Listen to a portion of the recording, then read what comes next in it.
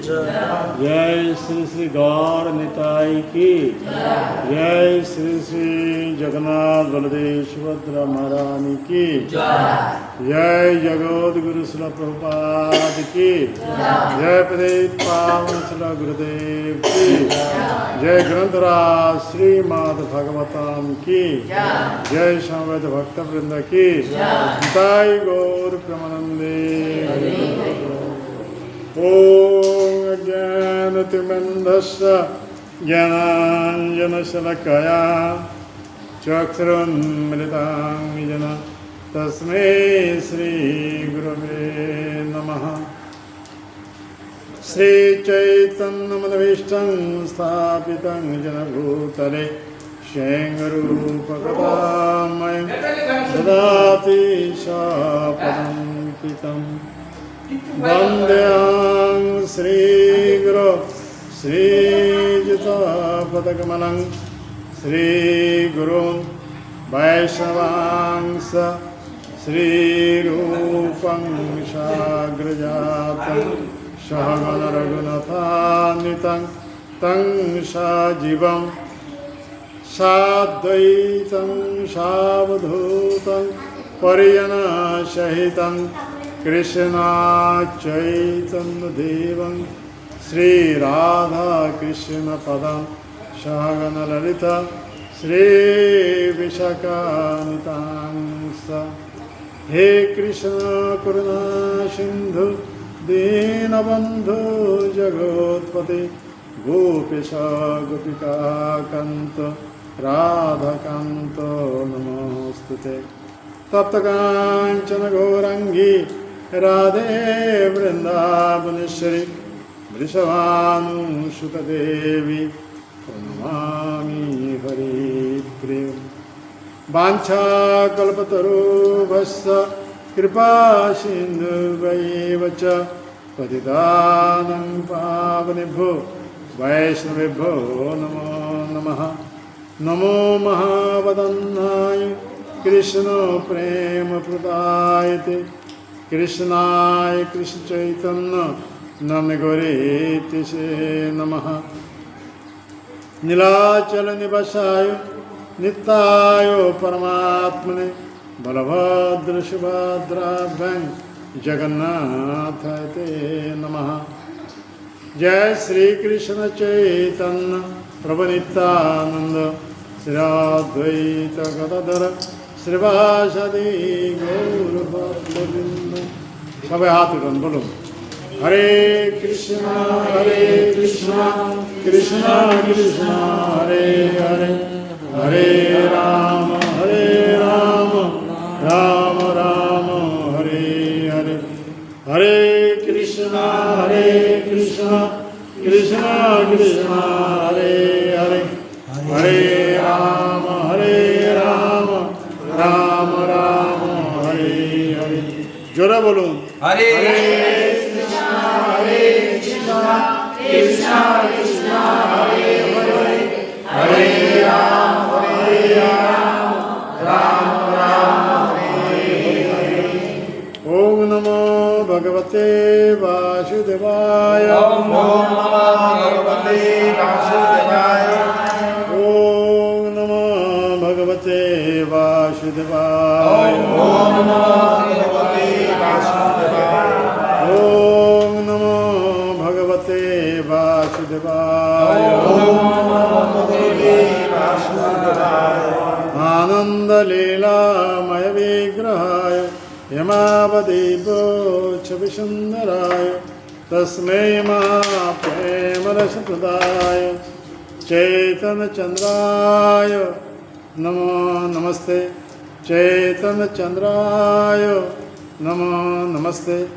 चैतन्य चंद्राय नमो नमस्ते। नमो विष्णुपादाय कृष्णपृष्ठाय भूतले श्रीमते गौरवाणी नामिने। नमो विष्णुपादाय कृष्णपृष्ठाय भूतले श्रीमते भक्तिवेदांत स्वामिनिति नामिने। नमस्ते सरस्वती देवे गौरवाणी प्रचारिणे निर्विशेष शून्यवादी पश्चात्पदेशकारिणे। जय श्री गुरुदेव जय श्री प्रभुपाद जय आचार्य वृंद वैष्णव वृंद गौर निताई राधा गोविंद देव राधा माधव जगन्नाथ बलदेव সুভদ্র এখানে আজকে আমরা শ্রীমদ্ ভাগবতম প্রথম স্কন্ধ তৃতীয় অধ্যায় শ্রীকৃষ্ণ হচ্ছেন সমস্ত অবতার উৎস এই অধ্যায় থেকে আজকের 43 নম্বর শ্লোক আমরা পাঠ করব। এবং বোর্ডে লেখা নেই, এখানে লেখা আছে, ওই যে পোস্টারে লেখা আছে ওইটা দেখে বোর্ড আবৃত্তি করব না, আমার বলা কৃষ্ণের সাধারণ উপগতে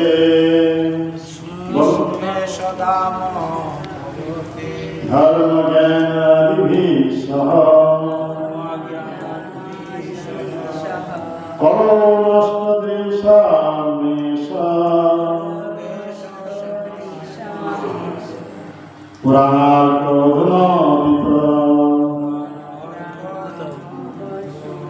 দেখতে পাচ্ছেন ওরা সবাই দেখতে পাচ্ছেন? কৃষ্ণের সাধারণ উপগতে ওখানে আবার লেখা ভুল আছে, সাধারণ সাধারণ সাধারণ কৃষ্ণ সব ওখানে সাধারণ লেখা ভুল আছে, ওখানে হবে কৃষ্ণ সাধারণ কৃষ্ণ সাধারণ উপগতে ধর্ম জ্ঞানাদিভিঃ কর্মষ্ট দৃশামেষ পুরাণার্কোদ্মোদিত। আরেকবার দেখুন, ওদিকে তাকান সবাই। কৃষ্ণের সাধারণ উপগতে ধর্ম জ্ঞানাদিভিঃ কর্মষ্ট দৃশামেষ পুরাণার্কোদ্মোদিত। এখন ওই শ্লোকে শব্দের অর্থ বলা হচ্ছে, আমার পরপর শুনে সবাই আবৃত্তি করবে। আপনারা একটু সামনে আসুন না, মাতাজিরা পিছনে বসে, এরা সব সামনে আসবে। হ্যাঁ, পিছনে কেন বসে? এদিকে আসে, এখানে বসে। হ্যাঁ, মাতাজিরা ওখানে বসে, সবাই গিয়ে চলে আসে। এখানে দূরে কেন বসে? কাজ চলে আসুন। আরে ভয় লাগছে নাকি? হ্যাঁ, সব কাছে এসে বসে। এদিকে আরো কাছে আসে। তার আরো এইদিকে পিছনে কি হবে বলবেন? আমি বলছি কি শুনে আবৃত্তি করতে হবে, আমি তো বলছি সেটা বলতে হবে, কথা বলতে সেখানে কাছে চলে আসে, কথা বলতে পারছে না। বলুন, কৃষ্ণে শ্রীকৃষ্ণ স্বধাম শিওধাম উপগতে ধীরে গেলে ধর্ম ধর্ম জ্ঞান জ্ঞান আদিভি যুক্ত সহ সহিত কলিযুগে নষ্ট দৃশান দৃষ্টিহীন মানুষদের এসব এই সমস্ত পুরাণ অর্থ সূর্যের মতো উজ্জ্বল পুরাণ অধুনা এখন উদিত হয়েছে। এইসব শব্দের অর্থ নিয়ে এখন এই শ্লোকের অনুবাদ করা হচ্ছে। তো আমার পরে শুনে সবাই ওইভাবে বলতে থাকে। শ্রীকৃষ্ণ যখন কি হবে? আরে কথা বলতে পারছেন না, রেখে আমি যা বলছি সেটা শুনে বলতে হবে। শ্রীকৃষ্ণ যখন তার লীলা সম্বরণ করে ধর্ম ও তত্ত্বজ্ঞান সহ নিজ ধামে গমন করলেন, তখন সূর্যের মতো উজ্জ্বল এই পুরাণের উদয় হয়েছে। এই পুরাণ বলতে কি পুরাণ? ভাগবত মহাপুরাণ। এই গ্রন্থে এই পুরাণ কথা পড়া হচ্ছে, এই ভাগবত পুরাণ। কলিযুগে অন্ধকারে আচ্ছন্ন ভগবত দর্শনে অক্ষম মানুষেরা এই পুরাণ থেকে আলোক প্রাপ্ত হবে। এটা হচ্ছে কলিযুগের অন্ধকার। তার মানে কি বোঝা যাচ্ছে? অন্ধকার বলতে কি বোঝা যাচ্ছে? এখানে আমাদের ভগবত সম্বন্ধে কোনো জ্ঞান নেই, আমার সব অজ্ঞানে আছে, এই অন্ধকার লাগছে না। ভগবত সম্বন্ধে জ্ঞান কে প্রদান করবে?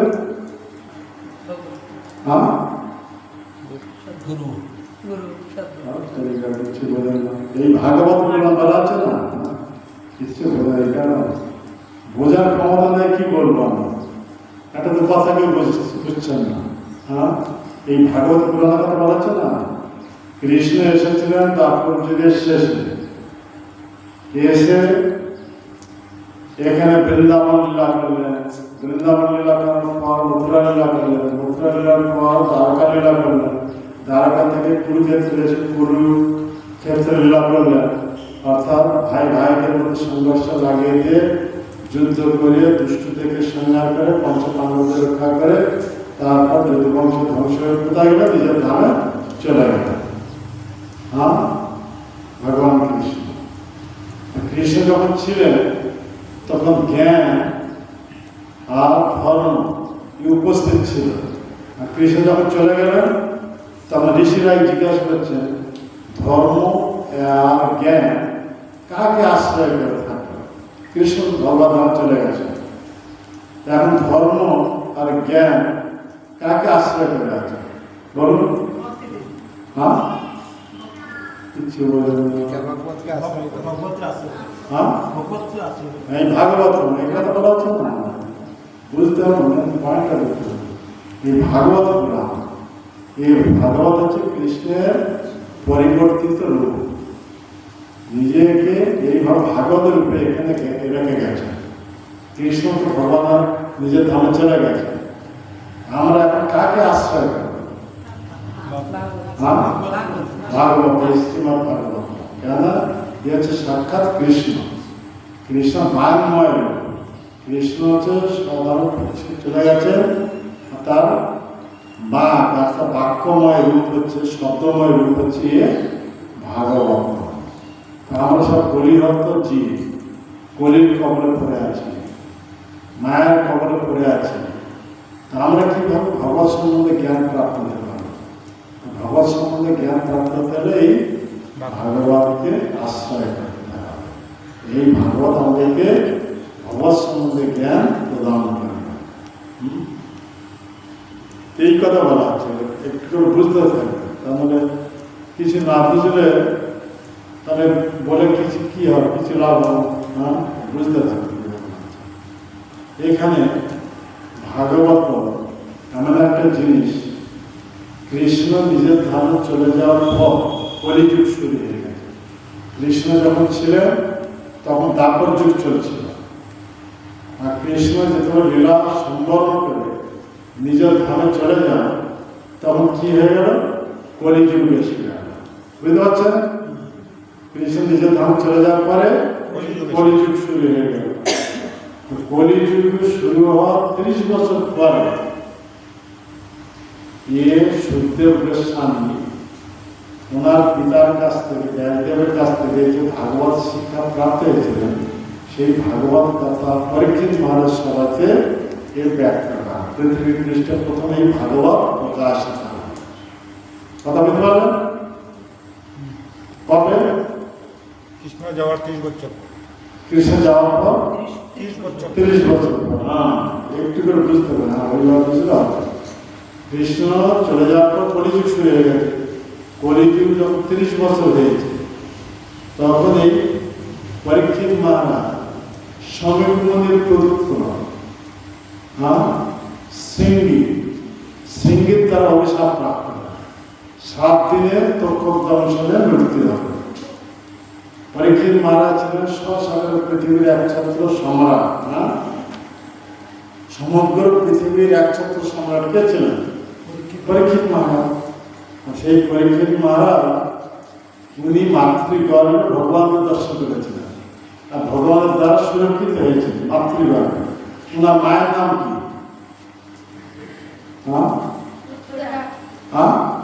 উত্তরা হয় তোমাকে উত্তরা। জানতে হবে ওনার মাথা আছে উত্তরা।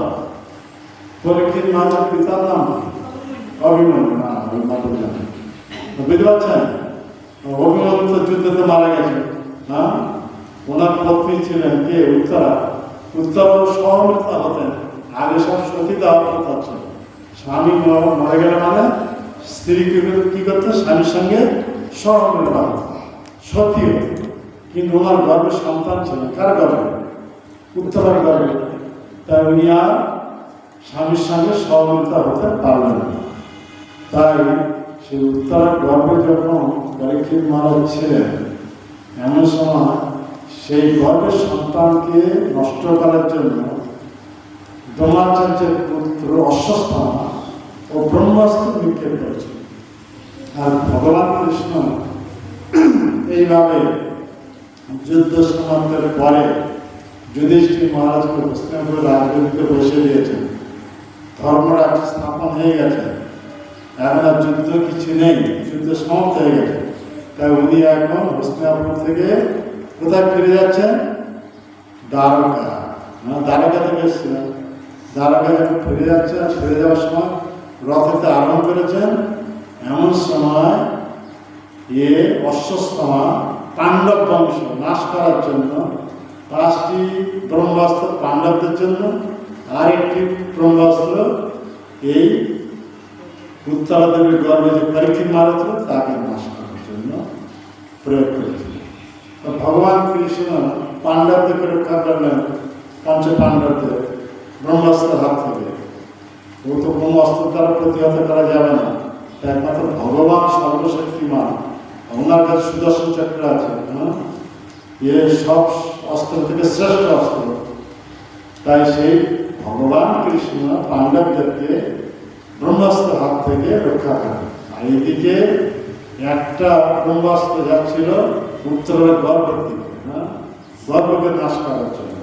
তখন উত্তরা দেবী নিজের গর্ভের সন্তানকে বাঁচাবার জন্য অন্তঃপুর থেকে বেরিয়ে আসে, কৃষ্ণের কাছে এসে উপস্থিত হয়ে পাই এইভাবে উনি নিজের গর্ভের সন্তানকে রক্ষা করার জন্য প্রার্থনা করেন। তখন এই পরীক্ষায় ভগবান কৃষ্ণ ওই রথে বসেছেন, আর এক স্বরূপে উনি গর্ভের মধ্যে প্রবেশ করে গেছেন। বুঝতে পারছেন? গর্ভের মধ্যে প্রবেশ করে পরীক্ষিত মহারাজ মারা গেছেন ব্রহ্মাস্ত্র দ্বারা। ভগবান কৃষ্ণ উনি অচিন্ত শক্তির প্রভাবে সে পরীক্ষিত মহারাজকে পুনর্জীবিত করেন। আবার পরীক্ষিত মহারাজ সুযোগ দেওয়ার জন্য হাতে অস্ত্র আর গদা, চক্র আর গদা নিয়ে ওইভাবে পরীক্ষিত মহারাজ চারদিকে পরিভ্রমণ করতে থাকে, গর্ভের মধ্যে। এইভাবে পরীক্ষিত মহারাজ গর্ভে থাকার সময় সেই ভগবানকে দর্শন করেছেন। ভগবান অপূর্ব অদ্ভুত রূপ উনি দর্শন করেছেন।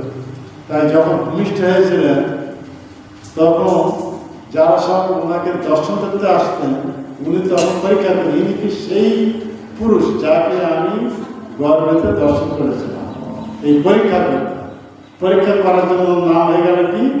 পরীক্ষা।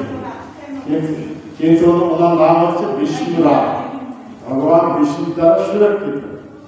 কিন্তু পরীক্ষা করার জন্য নাম হয়ে গেল কি? পরীক্ষা। ওনার দুইটি নাম, একটা হচ্ছে বিষ্ণুরাম, ভগবান বিষ্ণুর দ্বারা রক্ষিত, আর পরীক্ষা করার জন্য কি হলো? পরীক্ষা। তো সেই পরীক্ষিত মহারাজ উনি সসাগরের পৃথিবীর একছত্র সম্রাট। কেন?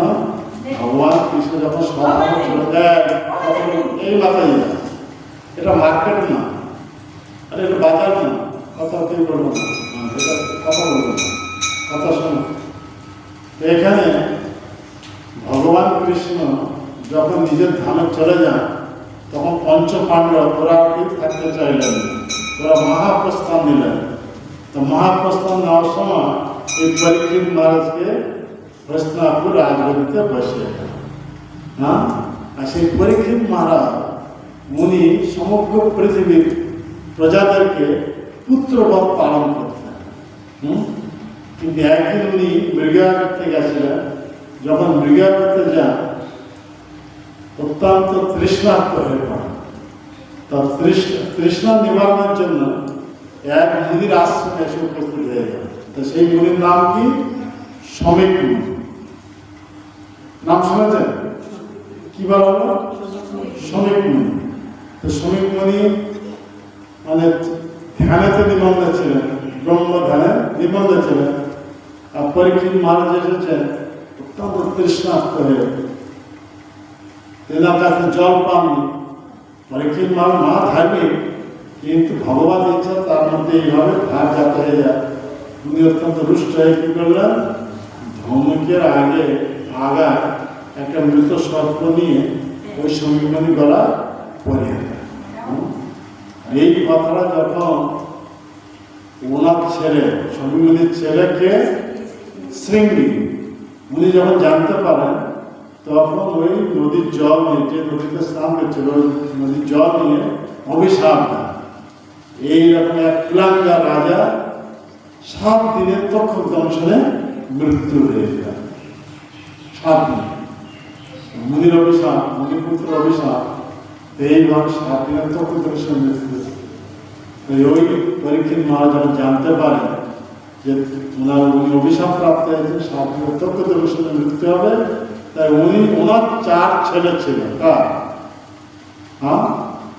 পরীক্ষিত মহারাজ 4 ছেলের মধ্যে প্রথম ছেলে হচ্ছে জন্মেঞ্জয়। ওই জন্মেঞ্জয়কে রাজগদিতে বসিয়ে উনি রাজপ্রাসাদ থেকে বিদায় নিয়ে গঙ্গা উপকূলে গিয়ে বসেন। মানে 7 দিনে কিভাবে জীবনে পরম সিদ্ধি প্রাপ্ত হয়ে ভগবানের কাছে ফিরে যেতে হবে তার জন্য প্রস্তুত হয়। এমন সময় যত সব দেবর্ষী, রাজর্ষি, মহর্ষি যত ছিলেন যে যেখানে, ওনারা সব এসে উপস্থিত হয়ে গেছেন। ওনারা ভবিষ্যৎ দ্রষ্টা ছিল। কেননা এখানে সুখদেব গোস্বামী আসবেন, ভাগবত কথা ব্যক্ত করবেন। আমরা সেই ভাগবত কথা শ্রবণ করার সুযোগ পাব। আর উচ্চ লোকের অধিবাসীরা, যেমন সিদ্ধ লোকের অধিবাসীরা, ওনারা সব জানতে পেরে ওখানে সব উপস্থিত হয়ে গেছেন। এদিকে ব্যাস, নারদ, গৌতম, বশিষ্ঠ আদি যত সব ঋষিরা ছিলেন, নিজের নিজের শিষ্য সব ওখানে এসে উপস্থিত হয়ে গেছে। কারণ ওরা সব ত্রিকালদর্শী ছিল, ভবিষ্যতে কি হবে না হবে সব জানতে পারতেন। ওরা জানতে পেরেছেন এখানে ভাগবত কথা পরিবেশন হবে, ওনারা সব জন্য এসে উপস্থিত হয়ে গেছেন। আর এমন সময় সুখদেব গোস্বামী বিভিন্ন জায়গায় পরিভ্রমণ করতে করতে করতে ওখানে এসে উপস্থিত হয়ে গেলেন। পরীক্ষিত মহারাজ কি করলেন? সুখদেব গোস্বামীকে ব্যাসাসনে বসালেন, আর এই বাবা হাত জুড়ে জিজ্ঞাসা করেন, হে ভগবান, হে ভগবান, আমার আয়ু আর মাত্র 7 দিন। 7 দিনে আমি কিভাবে জীবনের কর্মসিদ্ধি প্রাপ্ত হতে পারব?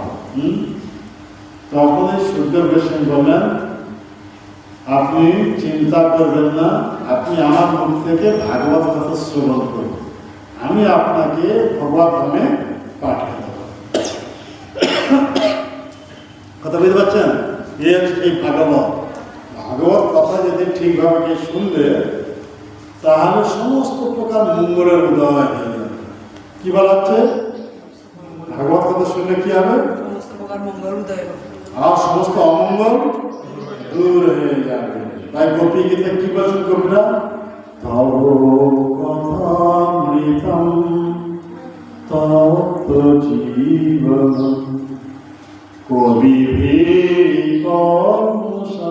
কবিভিকর্মসাপহম শ্রবণং মঙ্গলম শ্রীমদাততম ভুবি বিনন্দিতে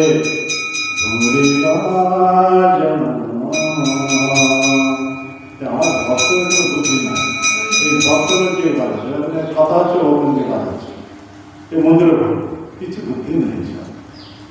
তখন দিয়ে ঘন্টা হচ্ছে বাইরে লোক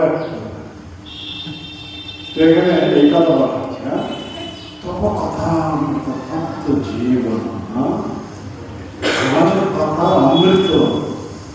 অমৃত যদি কেউ পান করবে, তারা মৃত্যু হবে? অমৃত পান করলে কি হবে? অমরত্ব প্রাপ্ত হয়ে যাবে। আমরা সব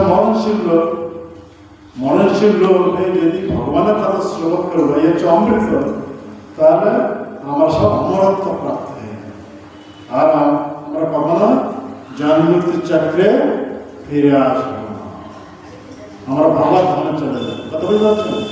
শুনতে থাকবে, যেমন এই কোনো রকম কথা বলবেন না, হ্যাঁ, নিরবতা রক্ষা করে শুনতে থাকবে। এইভাবে তব কথা অমৃত তত্ত্ব জীবন। সাংসারিক লোক সত্যি তাকে তাপিত হচ্ছে, সংসারকে সুখী নেই, আছে কি? হ্যাঁ, কত রকম দুঃখ, রোগ ব্যাধি, নিজের প্রিয় লোক মারা যাচ্ছে, এই হচ্ছে, এইভাবে শয্যাশায়ী হয়ে পড়েছে, কত দুঃখ কষ্ট। এর থেকে তখন সেই তাপ থেকে মুক্তি হতে পারবে যদি সাধু সঙ্গ করে, যদি ভগবানের কথা শ্রবণ করেন। কারণ এই কথা হচ্ছে অমৃত। ভগবানের কথা কি রকম? কৃষ্ণ কথা হচ্ছে অমৃত। এই অমৃত পান করলে তাহলে কি হবে? আমাদের সমস্ত কর্ম সব দূর হয়ে যাবে। কবি ভিড়ি কর্মসা কম বলছেন কি? কবি ভিড়ি কর্মসা, কর্মস থেকে আমরা মুক্ত হয়ে যাবো, পাপ থেকে আমরা মুক্ত হয়ে যাবো।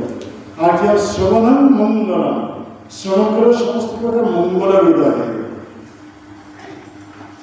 ভুবি গৃহন্তি তে ভুরিদার। আর এই কথা যিনি পরিবেশন করে অন্যদেরকে শ্রবণ করান, তিনি হচ্ছেন এই জগতের সবচেয়ে বড় দাতা। কেন আমরা অনাদিকাল ধরে ভগবানকে ভুলে গিয়ে এই জন্মমৃত্যু চক্রে পড়ে গেছি। জন্মমৃত্যু চক্রে পড়ে গিয়ে আমরা কোনো দুঃখ দুর্দশা ভোগ করছি।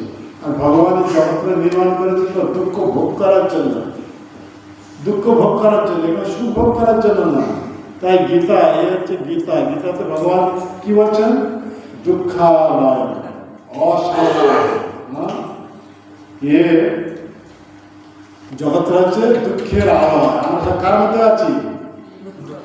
দুঃখের আলয়। আলয় মানে ঘর। আমরা সব দুঃখের ঘরের মধ্যে পড়ে গেছি।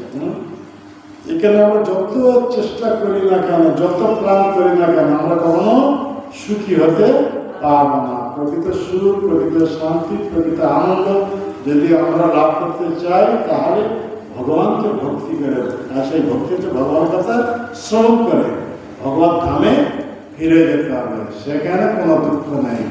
ভগবত ধামে সেখানে কোনো দুঃখ নেই। ভগবত ধামে কি আছে? কেবল আনন্দ। সেখানে প্রতি পদে পদে আনন্দ। আর এই জগতে কি আছে? প্রতি পদে পদে বিপদ। এখানে প্রতি পদে পদে বিপদ। এখানে প্রতি পদে পদে বিপদ থেকে মুক্ত হতে হলে আমাদের কি করতে হবে? সাধু সঙ্গ করে সাধুর মুখ থেকে এই অমৃতময় কথা, ভগবানের কথা শ্রবণ করতে হবে। যেমন এই কথা শ্রবণ করে পরীক্ষিত মহারাজ এই জন্মমৃত্যু চক্র থেকে উদ্ধারে ভগবানের মতন দেহ প্রাপ্ত হয়ে ভগবান ধামে চলে গেছে। কেবল পরীক্ষিত মহারাজ না, ভাগবত মহাত্মাকে বলা হচ্ছে একজন মহাপাপী ছিলেন, যার নাম হচ্ছে ধুন্ধুকারী। নাম শুনেছেন? এই ধুন্ধুকারী এত জঘন্য সব পাপ করেছিল, পাপের পরিণামস্বরূপ কি হয়েছে?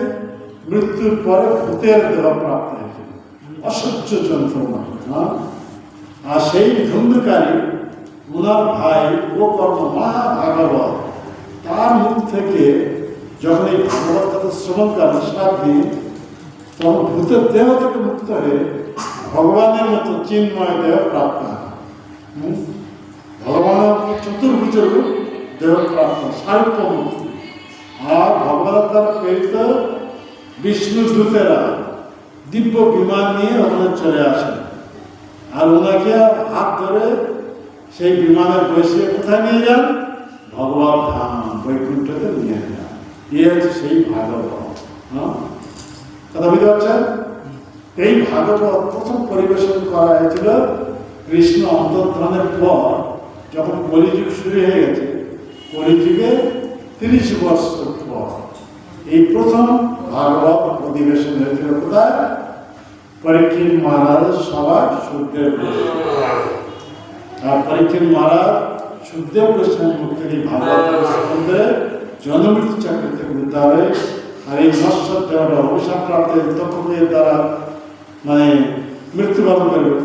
এই নশ্বর শরীরটা তক্ষকের দ্বারা বশীভূত করে ভগবানের মতো চিন্ময় দেহ প্রাপ্ত হয়ে ভগবত ধামে চলে যায়। এটি বলা হচ্ছে ভাগবত।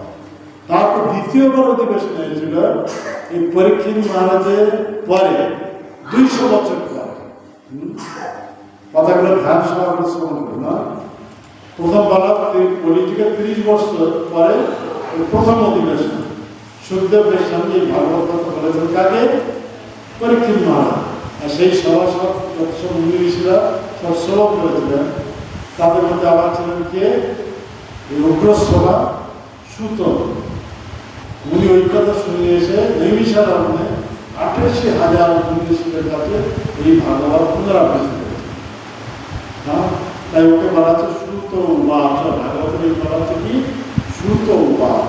সুত উবাচ মানে ওনার হচ্ছে টাইটেল, ওটা হচ্ছে সার মানে কি বলা টাইটেল না সুত। যেমন বলা আছে কারো টাইটেল কি? কি আপনার টাইটেল কি? হ্যাঁ, ভিন্ন দেশের টাইটেল আছে। কে হচ্ছে মন্ডল, কে চট্টোপাধ্যায়, কে বন্দ্যোপাধ্যায়, এরকম টাইটেল। এগুলো টাইটেল, একে বলা হচ্ছে সার। কিন্তু আসল নামটা কি? সুত গোস্বামী আসল নামটা কি? ওর নাম হচ্ছে উগ্রশ্রবা। নাম হচ্ছে উগ্রশ্রবা। উগ্রশ্রবা সুত। উগ্রশ্রবা সুত ব্রহ্মর্ষি ঋষি ছেলে। ব্রহ্মর্ষি ঋষি পুত্র উগ্রশ্রবা। বলরাম ব্রহ্মর্ষি ঋষি মেরে দিয়েছিলেন। হ্যাঁ, ওনার পুত্রকেই ভাগবত আচার্যকে প্রতিষ্ঠিত করেন। হ্যাঁ, ওই হচ্ছে উনি এই কথা 88,000 মুনি ঋষিদের কাছে দেখেন। কোথায়? নৈমিষারণ্য। আমরা এখানে বলছি ওরা তো মুনি ঋষিরা কেবল শ্রবণ করেছেন, ওরা তো মুক্ত পুরুষ। এখানে বলা হচ্ছে উদ্ধারের জন্য ভাগবতের কথা পরিবেশন প্রথম করা হয়েছিল পরীক্ষিত মহারাজকে উদ্ধার করার জন্য। এই সুখদেব গোস্বামী ওই প্রথম ব্যাখ্যা করেছিলেন বাংলা উপকূলে। ওখানে ওই পরীক্ষিত মহারাজ শ্রবণের পর তারপর ভাগবত কথা দ্বিতীয়বার অধিবেশন হয় কোথায়? এই গোকর্ণ। হ্যাঁ, কত বছর পরে? 200 বছর পরে। কথাগুলো মনে থাকছে? প্রথম অধিবেশন করার 30 বছর, পলিটিক্যাল 30 বছর পরে এই ভাগবত কথা হয়েছে। তারপর তার 200 বছর পরে গোকর্ণ এই ভাগবত কথা ব্যাখ্যা করেছিলেন। কোথায়? কার কাছে? না, ও আপনার ভাই ধুন্ধুকারীকে ভূতের দেহ থেকে উদ্ধার করার জন্য। আর এই ধুন্ধুকারী ভাগবত কথা শ্রবণ করে ও ভগবানের মতো রূপ প্রাপ্ত ভূতের দেবতার মুক্তি। আর ওই ভগবানের দ্বারা প্রেরিত দিব্য বিমান বৈকুণ্ঠ থেকে চলে এসেছিল। ওই বৈকুণ্ঠ ওই বিমানে আবার বসে ওনাকে নিয়ে যাওয়া হয়েছিল কোথায়? ভগবান কথা বুঝতে পারছেন? বৈকুণ্ঠ। আচ্ছা, প্রথম বলা হচ্ছে সুখদেব গোস্বামী যে ভাগবত কথা প্রথম পরিবেশন করে এটা কবে হয়েছিল? কোন তিথিতে? এটা বলা হচ্ছে ভাদ্র মাসে শুক্লপক্ষে নবমী তিথি। বুঝতে পারছেন কি বলা হলো? প্রথম অধিবেশন যে হয়েছিল ভাদ্র মাস শুক্লপক্ষে নবমী তিথিতে। হ্যাঁ, ঠিক আছে। প্রথম ওই হিসাব 7 দিন চলেছে। তারপর দ্বিতীয় যে অধিবেশন হয় এটা আশ্বিন মাসে শুক্লপক্ষে নবমী তিথি। কথা বুঝতে পারলেন? কত বছর পরে? 200 বছর। মানে পরীক্ষিত মহারাজের পরে 200 বছর এই দ্বিতীয় অধিবেশন। আর এই অধিবেশনে ধুন্ধুকারী গোকর্ণের মুখ থেকে একাগ্রমনে ভাগবত শ্রবণ করার জন্য ভূতের দেহ থেকে মুক্ত হয়ে ভগবানের মতো চতুর্ভুজ রূপ প্রাপ্ত হয়ে ভগবানের মতো রূপ প্রাপ্ত হয়। আর ভগবানের দ্বারা প্রেরিত সেই বিমান নিয়ে বৈষ্ণবকে বৈকুণ্ঠে নিয়ে যাওয়া। হ্যাঁ, আর ওখানে যত সব শ্রোতারা ছিলেন ওরা কেউ উদ্ধার হতে পারলেন না। কেন উদ্ধার হতে পারলেন না? ওরা একাগ্র মনে কেউ শ্রবণ করেন। আর ওই সভাতে ছিল বড় বড় পণ্ডিত, মানে বড় বড় টাইপের ধারী, দ্বিবেদী, ত্রিবেদী, চতুর্বেদী, যারা 2টা বেদ অধ্যয়ন করেছে, 3টা বেদ অধ্যয়ন করেছে, 4টা বেদ অধ্যয়ন করেছে, ওদের বলা হচ্ছে কি দ্বিবেদী, ত্রিবেদী, চতুর্বেদী, ব্রাহ্মণ, বৈষ্ণব, এরা সব শ্রবণ করেছে বসে, কিন্তু ধ্যান সহকারে শ্রবণ করেন। বসেছিলেন অর্থাৎ ধ্যান সহকারে শ্রবণ করেন। এই শ্রবণের পূর্ণ ফল তারাকে প্রাপ্ত হতে পারে। আর ধুন্ধুকারী ভূতের দেহ প্রাপ্ত হয়েছিল, ও তো অশরীরী, আমাদের মতো স্থূল শরীর ছিল না। ওই সবাইতে একটা বাঁশ ছিল, বাঁশের 7টি গাঁট ছিল, ওই বাঁশে আশ্রয় করে শুরু কথা বুঝতে পারছেন। আর প্রতিদিন ভাগবত কথা যেন বিশ্রাম দেওয়া হতো, ওই বাঁশের একটা করে গাঁট সশব্দ ফেলে দিত। এইভাবে 7 দিনে ওই বাঁশের 7টি গাঁট যখন ফেটে যায়, ও শ্রবণের পূর্ণ ফল প্রাপ্ত, যার ফলে ভূতের দেহ থেকে মুক্ত হয়ে ভগবানের মতো, ভগবান বিষ্ণুর যে রূপ চতুর্ভুজ শ্যামসুন্দর ওই রকম রূপ প্রাপ্ত হতে পারে। ভূতের দেহ থেকে ভগবানের মতো রূপ প্রাপ্ত হয়ে প্রকট হয়ে যায়। ভগবানের দ্বারা প্রেরিত বিষ্ণু দূতেরা দিব্য বিমান নিয়ে ওখানে চলে আসেন, আর এই বিমানে বসিয়ে ধুন্ধুকারীকে নিয়ে যান কোথায়? বৈকুণ্ঠ। এরা সব শ্রোতারা ছিলেন, কত শ্রোতা। ধুন্ধুকটা গোকর্ণ বিষ্ণুদূতকে জিজ্ঞাসা করেন, আপনারা কেন একটি বিমান নিয়েছেন, যেখানে কত শ্রোতারা বসেছেন, বড় বড় বৈষ্ণব, ব্রাহ্মণ, এই দ্বিবেদী, ত্রিবেদী, চতুর্বেদী, এদের জন্য বিমান নিয়ে এলেন না কেন? তখন বিষ্ণুদূতরা বলেন, হে গোকর্ণ, আপনার ভাই ধুন্ধুকারী ভূতের দেহ প্রাপ্ত হওয়ার জন্য অসহ্য যন্ত্রণা ভোগ করেছে, তাই ওই একাগ্র মনে আপনার মুখ থেকে ভাগবত শ্রবণ করার ফলে শ্রবণের পূর্ণ ফল প্রাপ্ত হয়। তাই সমস্ত দোষ থেকে, সমস্ত কর্মশ থেকে, সমস্ত পাপ থেকে মুক্ত হয়ে এখন ভগবানের মতো রূপ প্রাপ্ত হয়ে এখানে প্রকাশ হয়ে গেছে। এই ভগবানের দ্বারা প্রেরিত একটি বিমান আমরা নিয়ে এসেছি, এনাকে এই বিমানে বসে ভগবানের কাছে নিয়ে যান।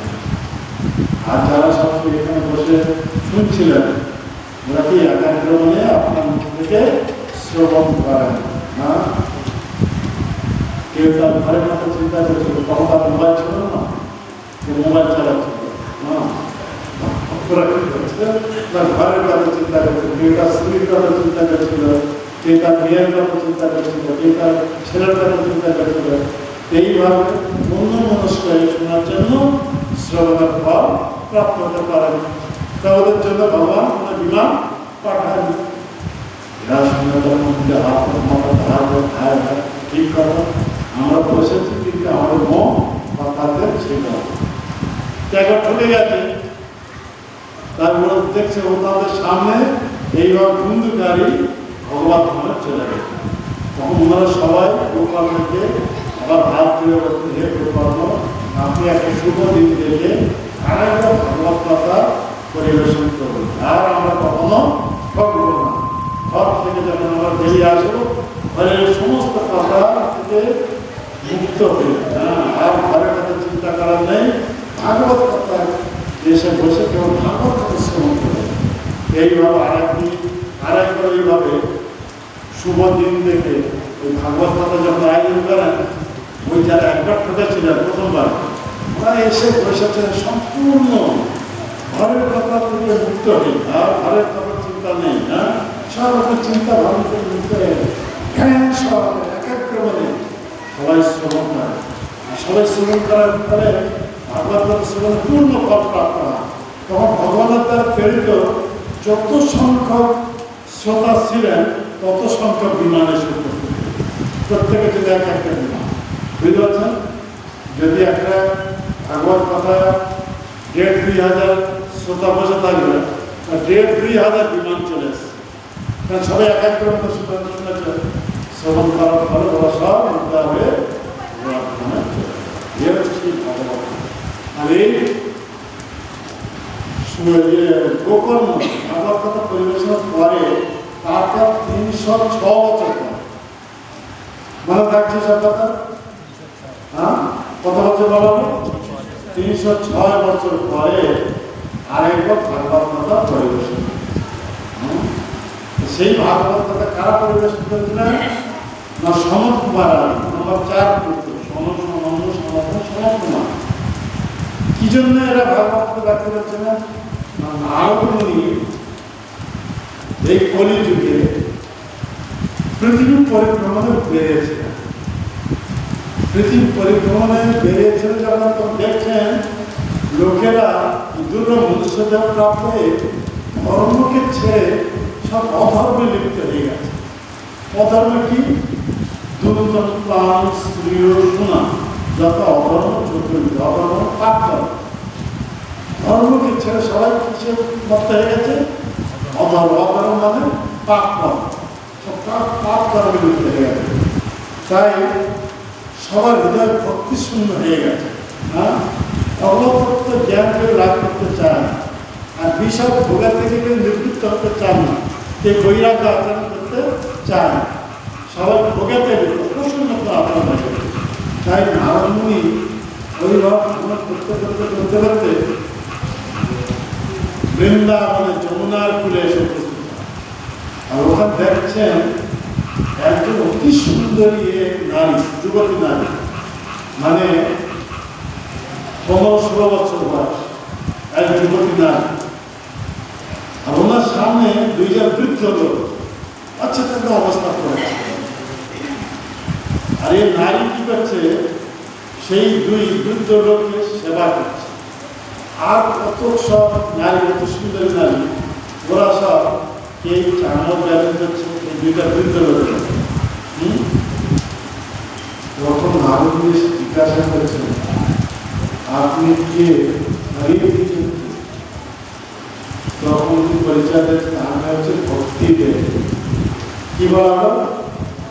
ভক্তিদেব। এই 2জন কি? এই 2জন আমার পুত্র, জ্ঞান বৈরাগ্য। নারদ মুনি দেখে আশ্চর্য হয়ে গেল। মা হচ্ছে যুবতী, 15-16 বছর বয়সে, আর তার 2টা ছেলে বৃদ্ধ, 80 বছর বৃদ্ধ। সব অচেতন হয়ে পড়েছে, কারণ আর চেতনা নেই। তখন নারদ মুনি চিন্তা করছে, জিজ্ঞাসা করছে, আপনার 2 ছেলে এইভাবে বৃদ্ধ দশা কেন প্রাপ্ত হয়েছে? তখন নিজের কথা বলছে ভক্তিদেব। ভক্তিদেবী বলছেন, ওনার ইতিহাসের কথা দেখতে পাচ্ছেন ভক্তিদেব, যে আমার জন্ম হচ্ছে কোথায়? দ্রাবিড় দেশে। দ্রাবিড় দেশ নাম শুনেছেন? দ্রাবিড় নাম দক্ষিণ ভারত। হ্যাঁ, আমার জন্ম কোথায়? দ্রাবিড় দেশে। আর আমি লালিত পালিত হয়েছি কর্ণাটকে। কর্ণাটক জানেন? জন্ম কোথায়? দ্রাবিড় দেশে। আর লালন পালন হয়েছে কোথায়? কর্ণাটকে। আর বৃত্তিপ্রাপ্ত হয়েছে কোথায়? মহারাষ্ট্র। মহারাষ্ট্রে বৃত্তিপ্রাপ্ত হওয়া লাশ করার পর যখন গুজরাটে প্রবেশ করেছে, বৃদ্ধা হয়ে গেছে। কে বৃদ্ধা হয়ে গেছে? হ্যাঁ,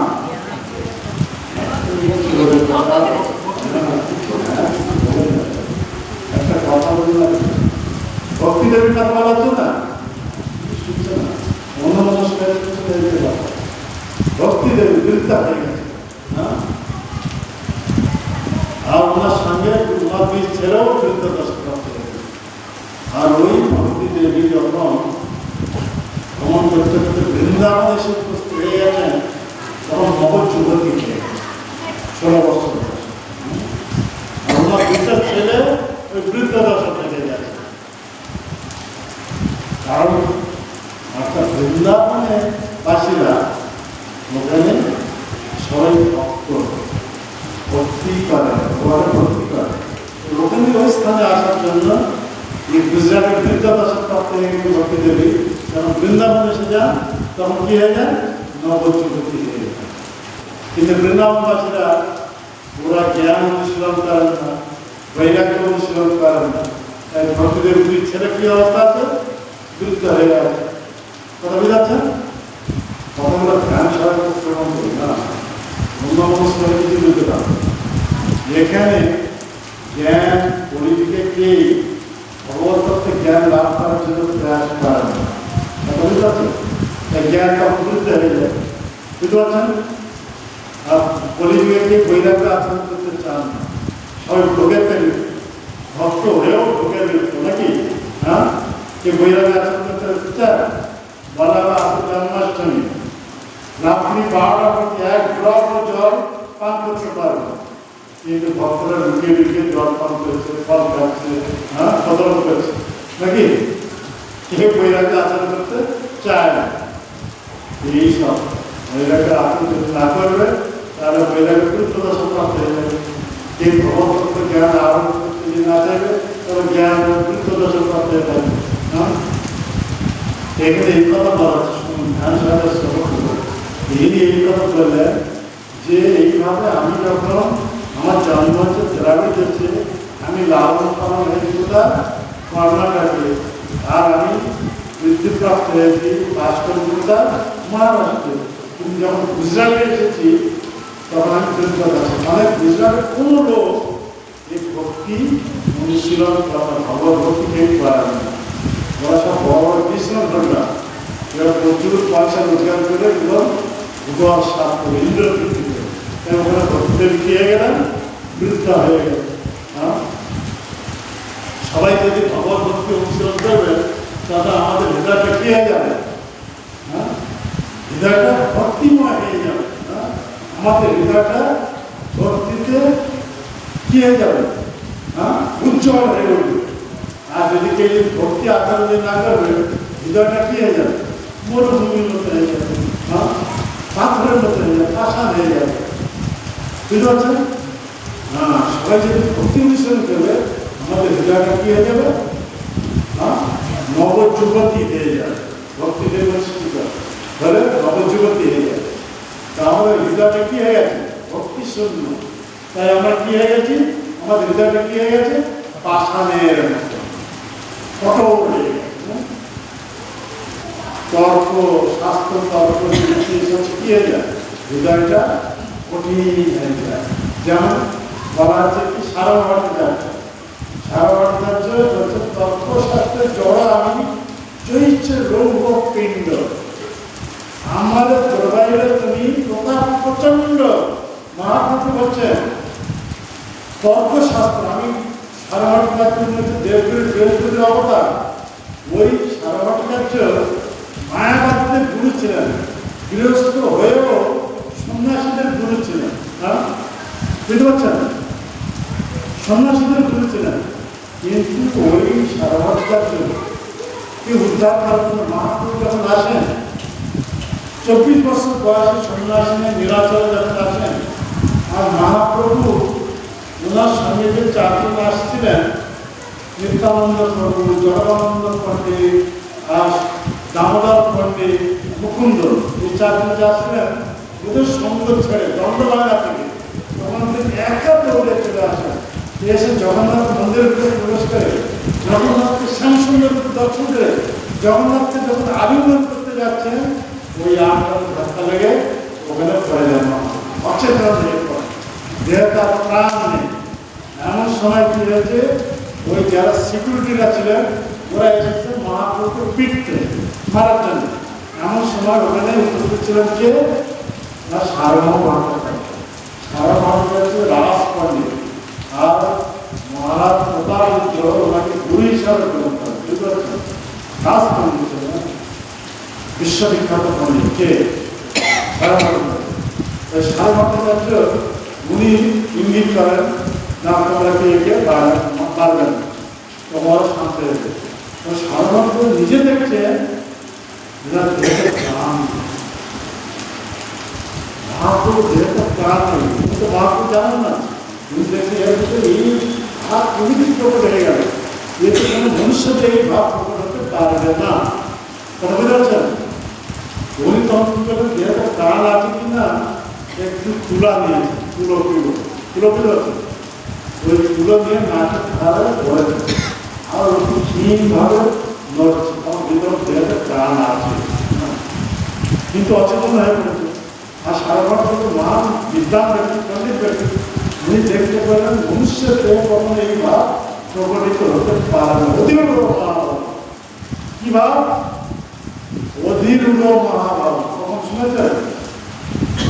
এই তোমার রাধারানীতে এই ভাব প্রকটিত হয়েছে। মহাপুরুষ সাহেব কৃষ্ণ উনি সে রাধারানীর ভাব নিয়ে এসেছেন, ওনার মধ্যে সেই ভাব প্রকট হয়ে গেছে।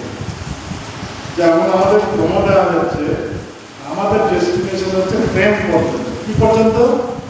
প্রেম। প্রেম প্রাপ্ত হলে আমরা পরমশক্তি প্রাপ্ত হয়ে গেল, তার উপরে আমরা যেতে পারবো। প্রেম প্রাপ্ত হওয়ার জন্য প্রথম আমাদের কি? শ্রদ্ধা। শ্রদ্ধা মানে বিশ্বাস। কি বিশ্বাস? কৃষ্ণ ভক্তি হইলে সর্বকর্ম বিশ্বাস। তাই চৈতন্য চৈতামৃতে কৃষ্ণার প্রতিষ্ঠা বলেছেন, শ্রদ্ধা শব্দে বিশ্বাস করে, সুদৃঢ় বিশ্বাস। শ্রদ্ধা মানে কি বলা হলো? বিশ্বাস। বিশ্বাস কিরকম বিশ্বাস?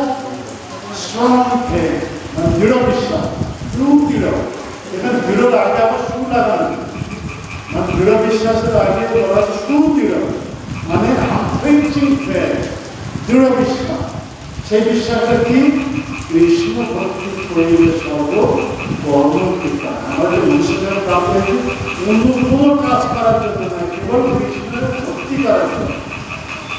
এই যদি আমরা কৃষ্ণ ভক্তিতে লেগে যাবো, তো সব কাজ সম্পাদিত হয়ে যাবে, আর সম্পূর্ণভাবে আলাদা কিছু কাজ করার আবশ্যক নেই। এসব শাস্ত্রবাদী শুনলে ধ্যান সাকার এইকে শ্রদ্ধা বলা আছে।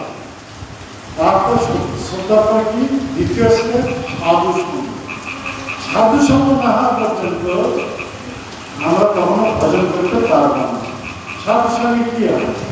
সাধুর সঙ্গে কৃষ্ণ ভাব, এই মাত্র চায়। সংসার চিনতে আর কোনো বস্তু নেই। আমরা জন্ম চাকরি করে গেছি। সংসার মানে কি? সংসার আপনারা সংসার করেছেন, সংসার মানে কি? যেখানে জন্ম হচ্ছে, মৃত্যু হচ্ছে, এটি সংসার হবে না। একজন জন্মগ্রহণ করা শিশু আনন্দ হলো, আর সেই পরিবার আপনার মৃত্যুবরণ করলো, তখন দুঃখ হলো। বেশ আশা, জন্ম মৃত্যু আছে পড়া। আমাদের বক্তৃতা কি বলছেন? এই সংসারে কি আছে? জন্ম মরণ এই সংসারে আছে পড়া। বুঝতে পারছি কথা? বাঙালি ভাষা নাকি? বক্তৃতা কি বলছেন?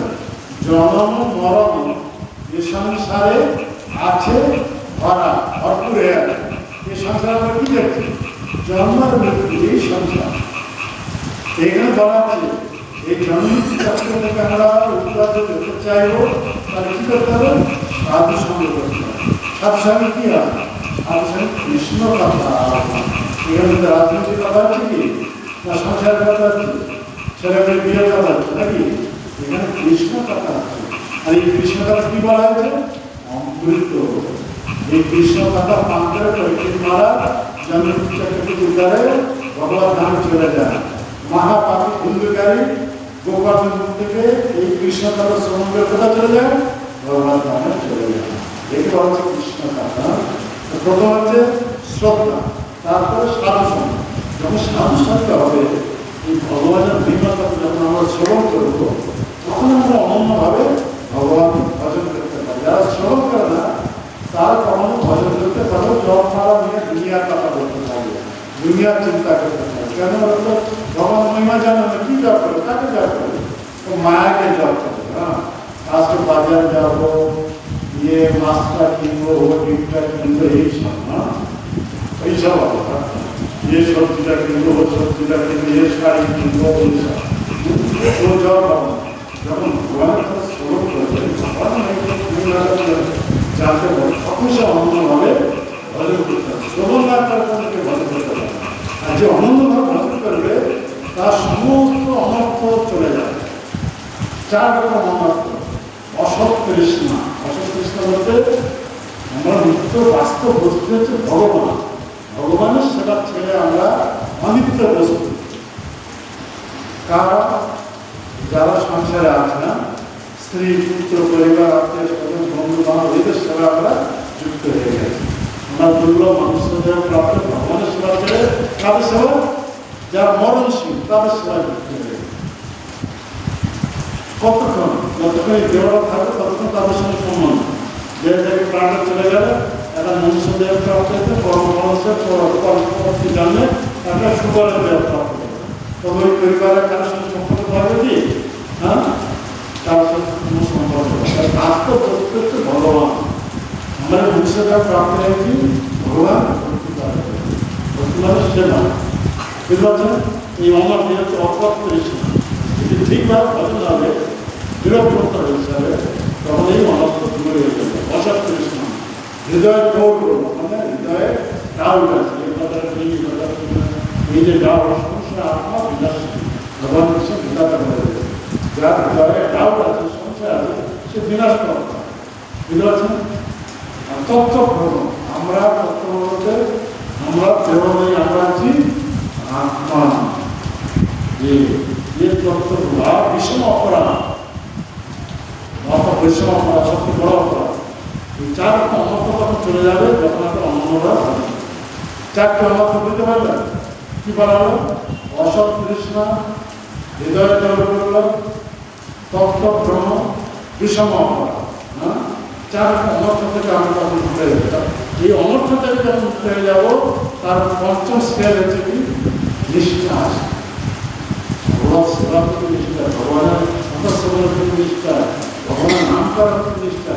যখন নিষ্ঠা হয়ে যাবে তখন রুচি জানতে হবে। আর সে রুচি থেকে কখনো বিচ্যুত হবে না। ভগবান সেবার প্রতি, ভগবানের কথার প্রতি রুচি জানতে হবে। আর রুচি যখন যাতে হয়ে যাবে কি হবে? ভগবানের প্রতি আসক্তি হয়ে যাবে। তার কথা সাতটি স্তর বলা হচ্ছে: শ্রদ্ধা, সাধুসঙ্গ, ভজন ক্রিয়া, অমর্থ নিবৃত্তি, নিষ্ঠা, রুচি, আসক্তি। ভগবানের প্রতি যখন আসক্তি হতে হবে তখন কি হবে না? ভাব জানতে হবে, অষ্টশক্তির ভাব। আর ভাব যখন পরিবর্তন তখন প্রেম, আমরা যখন প্রেম দর্শন প্রাপ্ত হবে, প্রেমাত্মা আমাদের জীবন সার্থক হয়ে যায়। কিন্তু তার উপরে যে স্টেপ সেসব আমাদের জন্য না। উপরে স্টেজ কি আছে? স্নেহ, মান, প্রণয়, রাগ, অনুরাগ, ভাব, দৃঢ় মা ভাব, দৃঢ় মা ভাব, অদৃঢ় মা ভাব, মদনাক্ষ মা ভাব, নারদাক্ষ মা ভাব। কখন শুনেছেন সকালে? এগুলো তার ভিতরে যাবেন। আমি তো বলে চলেছি, ভক্তি করতে করতে একদিন না একদিন বুঝতে পারবে না, শুনতে পারবে না কি বলা যায়। এখানে সারা মাঠে যাচ্ছে, দেখবেন মহাপ্রভুতে কি অধীর মা, ইয়ে নট স্টেজ, প্রেম করছে নট স্টেজ, অতিরিক্ত করে স্নেহ, মান, রাগ, অনুরাগ, ভাব, মহাভাব, মহাভাবা দিক রূঢ় মহাভাব, অধীর মহাপ্রভু স্থিতিতে দেখবেন অধীর মহাভাব। প্রথমে 9 কত হলো? হ্যাঁ, 17 স্টেজ। হ্যাঁ, তার উপরে আছে মদনাক্ষ মহাভাব, তার নদনাক্ষ মহাভাব। এই নদনাক্ষ মহাভাবের ভাবে সম্পত্তির অধিকারী হচ্ছেন শ্রীমতী রাধা। আর এই নদনাক্ষ মহাভাব কৃষ্ণের কাছে না থাকার জন্য কৃষ্ণ নিজের মাধুর্যটা কি তার কৃষ্ণ নিজে জানতেন না। রাধারানীর মধ্যে কি প্রেম আছে তাও জানতেন না। রাধারানী সেই প্রেমের প্রভাবে কৃষ্ণ মাধুর্য আস্বাদন করতেন, তার অন্তরে যে সুখের উদয় হতো সে সুখও কৃষ্ণ জানতেন না। 3টি বাঞ্ছা অপূর্ণ থেকে যায়। রাধার প্রণয় মহিমা কিরকম, আমার মাধুর্যটা কিরকম, আর আমার মাধুর্য আস্বাদন করে রাধারানীর অন্তরে যে সুখের উদয় হয় সে সুখটা কিরকম।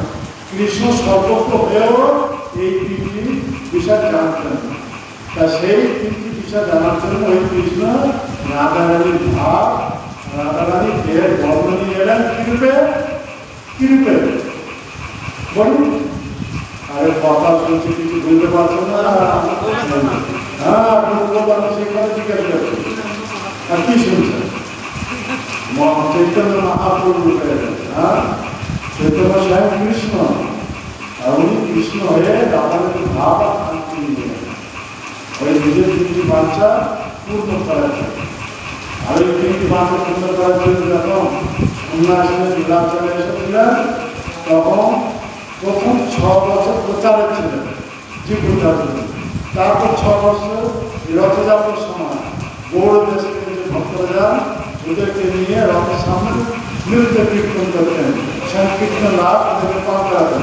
তারপর 14 বছরের মধ্যে 12 বছর কেটে গেল সন্ন্যাস আশ্রম।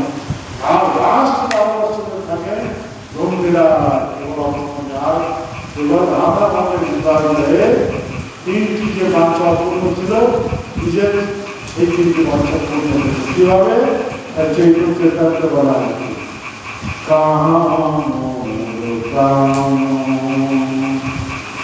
মুরলী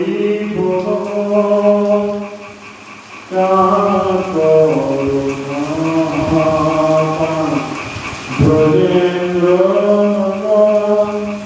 কাহারে বলিব কথা জানে মোর ব্রজেন্দ্র হাতে মোর হে মহাপ্রভু দাদা ভাবে এইভাবে বন্ধন করেছেন। আমার কামনা মুরলী দেখে কৃষ্ণ কোথায়, সেই নন্দনন্দন যশোদনন্দন কৃষ্ণ কোথায়, যার বিরহে কোথায় গেলে আমি তাকে পাবো, যার বিরহে আমার দুধ ফেটে যাচ্ছে, এই দুঃখের কথা আমি কার কাছে গিয়ে বলবো? এই বলো নিজের মানুষ নিজে আসা না। হরি হরি করিতে নয়নে বটে নীল, এই নিজের হরিয়ে হরি নাম করে কর্ম করছে, এইভাবে নিজের মানুষকে নিজে আস্বাদন করছে। বুঝতে পারছেন? কৃষ্ণ লীলা যা পূর্ণ হয়নি তা পূর্ণ হয়েছে কোথায়? গৌর লীলা। তাই গৌর লীলা হচ্ছে কৃষ্ণ লীলার অ্যাপেন্ডিক্স। অ্যাপেন্ডিক্স বুঝতে পারছেন? অ্যাপেন্ডিক্স মানে কি? হ্যাঁ, পরিশিষ্ট, এটা বাকি ছিল সেটা পূর্ণ। হ্যাঁ, গৌর লীলা পূর্ণ অ্যাপেন্ডিক্স। হ্যাঁ, এখানে বলা আছে কৃষ্ণ লীলা যে 3টি বাঞ্ছা পূর্ণ হয়নি সেই 3টি বাঞ্ছা পূর্ণ হলো গৌর। এখন কথা দিকে চলে যাচ্ছে, এখন আসল কথা আমরা আসছি। এইভাবে মহাপ্রভুর মধ্যে মহাপ্রভু দুচ্ছা হয়ে গেছে, অচেতন হয়ে গেছে। কারণ ভক্তার তুলো নিয়ে কাকে ধরলেন ঠিক ক্ষীণ আকারে ধরছে, তখন বুঝতে পারলেন দেহতে প্রাণ আছে। তখন কারণ ভক্তার্য ওই সিকিউরিটি নিজের লোকেদের তুলে নিয়ে নিজের ঘরে নিয়ে গেল, কারণ নিজের ঘরে ওখানে অচেতন অবস্থায় পড়েছে। হ্যাঁ, আমি একটা সংক্ষেপ করবো, বলতে গেলে তো বাড়তে থাকবে। ওই সারা ভট্টাচার্য ওনার এক অগ্নিপতি ছিলেন গোপীনাথ আচার্য, নাম শুনেছেন? গোপীনাথ আচার্য মহাপ্রভু মহা ভক্ত ছিলেন। তো গোপীনাথ আচার্যকে যখন জিজ্ঞাসা করেন সারা ভট্টাচার্য এই সন্ন্যাসীর পরিচয় কি, তখন গোপীনাথ আচার্য উনি জানলেন ইনি হচ্ছেন নীলাম্বর চক্রবর্তীর নাতি। নীলাম্বর চক্রবর্তীর নাম শুনেছেন? সব ভক্ত নীলাম্বর চক্রবর্তী সচিমাতার বাপের নাম। হ্যাঁ, সচিমাতার পিতার নাম হচ্ছে নীলাম্বর চক্রবর্তী। ওনার নাতি হচ্ছে কে? চৈতন্য মহাপ্রভু। উনি পরিচয় দিলেন নীলাম্বর চক্রবর্তীর নাতি, আর হচ্ছে পুরন্দর জগন্নাথ মিশ্রের পুত্র। জগন্নাথ পিতার নাম জগন্নাথ মিশ্র। যখন এই কথা বলছেন সারা পরিচিত হোক, কেন সারা ভট্টাচার্যের পিতা মহেশ্বর বিশাল, নীলাম্বর চক্রবর্তী মানে ক্লাস বেসছে সহপাঠী। বুঝতে পারছেন? সহপাঠী বুঝতে পারছেন? মানে এক সঙ্গে পড়াশোনা করছেন। বুঝতে পারছেন? এই কি বলা সহপাঠী না, ক্লাসমেট ইংলিশ এই সব পরিচয়। তখন গোপীনাথ আচার্য কে বলছেন সারা ভট্টাচার্য তুমি তো গভীর বয়সে সন্ন্যাসী রয়েছে, আমি তো 60 হবো না, অতি কম ধর্ম বিনিমিত রূপ এই 34 বছর বয়সে সন্ন্যাসী রয়েছে, সন্ন্যাস ধর্ম কীভাবে রক্ষা করবে? তাই সন্ন্যাস ধর্ম রক্ষা করার জন্য আমি একে বেদান্ত অধ্যয়ন করে শ্রবণ করা সারা ভট্টাচার্য করেছে। তখন গোপীনাথ আচার্য বলছেন আপনি কি বলছেন? স্বয়ং ভগবান কৃষ্ণ অবিশ্বাস করতে চাইবে আপনার সারা ভট্টাচার্য। শাস্ত্র তো উল্লেখ আছে ত্রিযুগের কথা, অর্থাৎ ভগবান সত্তর যুগে আসেন, 70 যুগে আসেন, তারপর যুগে আসেন, পরে যুগে ভগবান অবতার নেই। আর জগন্নাথ আচার্য শাস্ত্র জ্ঞান অজাত পাণ্ডিত্য, উনিও এরকম ভগবান মহান ভক্ত হওয়ার জন্য শাস্ত্র পড়তে ভালো জানেন। কিন্তু আপনি বলছেন গীতাতে ভগবান কৃষ্ণ বলছেন পরিত্রাণায় সাধু বিনাশায় চ দুষ্কৃতম ধর্ম সংস্কারায় সম্ভবামি যুগে যুগে। তাহলে ভগবান প্রতি যুগে যুগে আসেন, আর আপনি বলছেন কলিযুগে আসেন না, ততই মানলেন না। আবার শাস্ত্রতে বিদ্যার্থী বলছেন এই মহাপুরুষ সম্বন্ধে বিষ্ণু সহস্র মহাভারত তারা সুবর্ণ বর্ণ হেমাঙ্গ বরাঙ্গ চন্দ্রনাঙ্গী সন্ন্যাসী সমাধিষ্ঠা শান্তি পরায়ণ, অর্থাৎ গৃহস্থ আশ্রমের চাকরি না, কি বলে সুবর্ণ বর্ণ। আর সুবর্ণ নাম মুখ দিয়ে এই দুইটি বর্ণ সবচেয়ে উত্তম বর্ণ কৃষ্ণ প্রথম উচ্চারিত, কিংবা যিনি কৃষ্ণ সম্বন্ধে বর্ণনা করেন তাকে বলা হচ্ছে কি সুবর্ণ। বর্ণনার দুইটি অর্থ কি বলবো, দুইটি অর্থ কি? হ্যাঁ, বর্ণ দুইটি অর্থ কি? এখানে বর্ণের কথা বলা হচ্ছে অক্ষর, এখানে বর্ণনা অক্ষর আর বর্ণনা দেহের রং, এই দুইটা কথা ছিল বলছে আর কি। এখানে অক্ষর বলতে লেটার ছিল, আর হচ্ছে কমপ্লেক্সন, দেহের বডির কমপ্লেক্সন, বডি করা আছে। এখানে বর্ণমাতা দেহের বর্ণ বলি না, এ দেহের বর্ণনা করে দাও গৌর বর্ণ, এ কালো বর্ণ না, দেহের বর্ণ বর্ণ বলা আছে। আর এখানে তো অক্ষর, অক্ষরকে কি বলা বর্ণ, হ্যাঁ, যেমন সর্বর্ণ ব্যঞ্জন বর্ণের বসে হয়ে গেল। আচ্ছা, এই বর্ণ অক্ষর, হ্যাঁ, এখানে বর্ণ মধ্যে সুবর্ণ বর্ণ সবচেয়ে উত্তম বর্ণ কি? কৃষ্ণ। এই দুটি বর্ণ, এই দুটি বর্ণ যুক্ত হয়ে কৃষ্ণ, যার মধ্যে কৃষ্ণ নাম উচ্চারণ, কিংবা তিনি কৃষ্ণ সম্বন্ধীয় বর্ণনা করবেন, তার নাম হচ্ছে সুবর্ণ বর্ণ। হেমাঙ্গ, হেমাঙ্গ মানে হেম মানে কি? সোনা, যার দেহের বর্ণ সোনার সত্য উজ্জ্বল বর্ণ। দুইটি সুবর্ণ বর্ণ, হেমাঙ্গ, বরাঙ্গ। বরাঙ্গ বলতে যার দেহ সচ্চিদানন্দ, সেই জন্য স্বয়ং ভগবান তো দেহটা কিরকম না, সচ্চিদানন্দ, নিত্য পূর্ণ জ্ঞানময় পূর্ণ আনন্দময়, দেহতে সচ্চিদানন্দ। চন্দনাঙ্গী, গৃহস্থাশ্রমে চন্দন লেপন করা হলো দেহতে, হাতে চন্দন বাড়া লাগানো, এ হচ্ছে চারিকে নাম গৃহস্থাশ্রম। আর সেই ভগবান গৃহস্থ ত্যাগ করে সন্ন্যাস ধর্ম গ্রহণ করে, সন্ন্যাস আশ্রম চাকরি না, সন্ন্যাসের ক্রিয় সন্ন্যাস গ্রহণ করবেন কি একটা না, সন্ন্যাসের ক্রিয় সম, অর্থাৎ মনকে নিজের নিয়ন্ত্রণে রাখবে। আমাদের মনকে কারণ নিয়ন্ত্রণ নেই, মন যেদিকে যাচ্ছে আমরা সেদিকে যাবে, নাকি? আমার কথা এসে বলতেছি মনে এখানে নেই, মন মন দিকে হচ্ছে। হ্যাঁ, আমাদের মন আমাদের নিয়ন্ত্রণে নেই, আমার সব বোকা হচ্ছে স্বামী কথা বলে। মহাপ্রভু নিজের মন নিজের কন্ট্রোলে রাখবেন, কথা বলেন। আর কি ভগবত ভক্ত নিষ্ঠা, তৃতীয় না, চতুর্থ না, এই ভগবত ভক্তি প্রচার করে সমগ্র জগতে শান্তি স্থাপন। এই যেমন মহাপ্রভু ভক্ত প্রভুপাদ সমগ্র জগতে কৃষ্ণ ভক্তি প্রচার করে শান্তি স্থাপন করে, নাকি? এই হচ্ছে ভক্তি, ভক্তি গ্রহণ না করা পর্যন্ত শান্তিতে থাকতে পারবে। প্রকৃত সুখ, প্রকৃত শান্তি, প্রকৃত আনন্দ কখন আমরা প্রাপ্ত করতে পারবো? যখন আমরা ভগবানের ভক্তি করবো।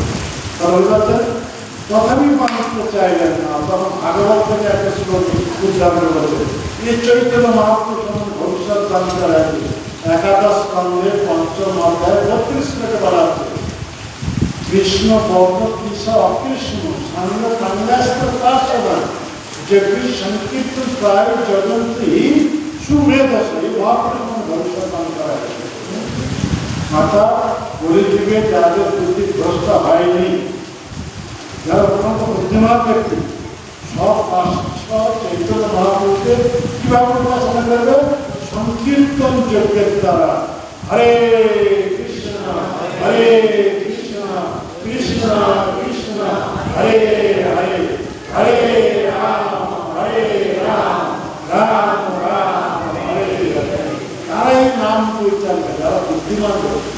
তারাই কেবল এই নাম মুখে উচ্চারণ। যারা মহাপাপী তাদের মুখ দিয়ে নাম কখনো উচ্চারণ করতে হবে। যখন বৃন্দাবন একটা সবাই হাত দিয়ে নাম করছে, কারণ বুঝতে তারা সব বুদ্ধিমান। আর যারা হাত উঠেছে নাম উঠেছে না, তখন বুঝতে মহাপাপ। কথা বুঝতে পারছেন? মহাপাপ, যারা মহাপাপ তাদের মুখে কখনো নাম উচ্চারণ হবে না। বুঝতে পারছেন তো? যে শাস্ত্র অনুসারে বিচার হচ্ছে না, আমি নিজে মনোকল্পিত হওয়ার কথা বলছি।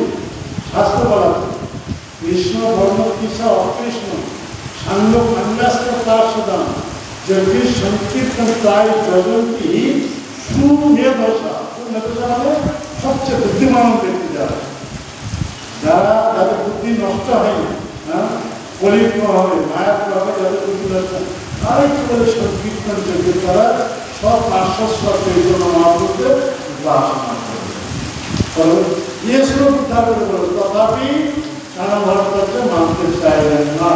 তখন রবীন্দ্রনাথ আচার্য বললেন, সেই ঈশ্বরের কৃপা আপনার উপর বর্ষিত হয়নি, তাই তাকে ভগবান হিসেবে গ্রহণ করতে চাচ্ছেন না।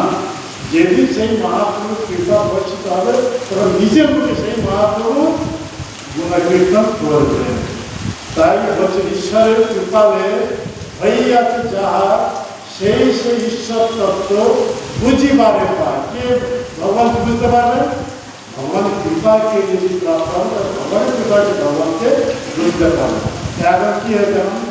সন্ধ্যা হয়েছে, বুঝতে দেখা যাচ্ছে কি? আপনি যত চেষ্টা করুন, যত হেলাজেল লাগান, পুরা করিমগঞ্জের চারদিকে সে হেলাজেল লাগিয়ে দিন সূর্য দেখার জন্য, দেখতে পাবেন না। সূর্যকে আমরা কখন দেখতে পাবো?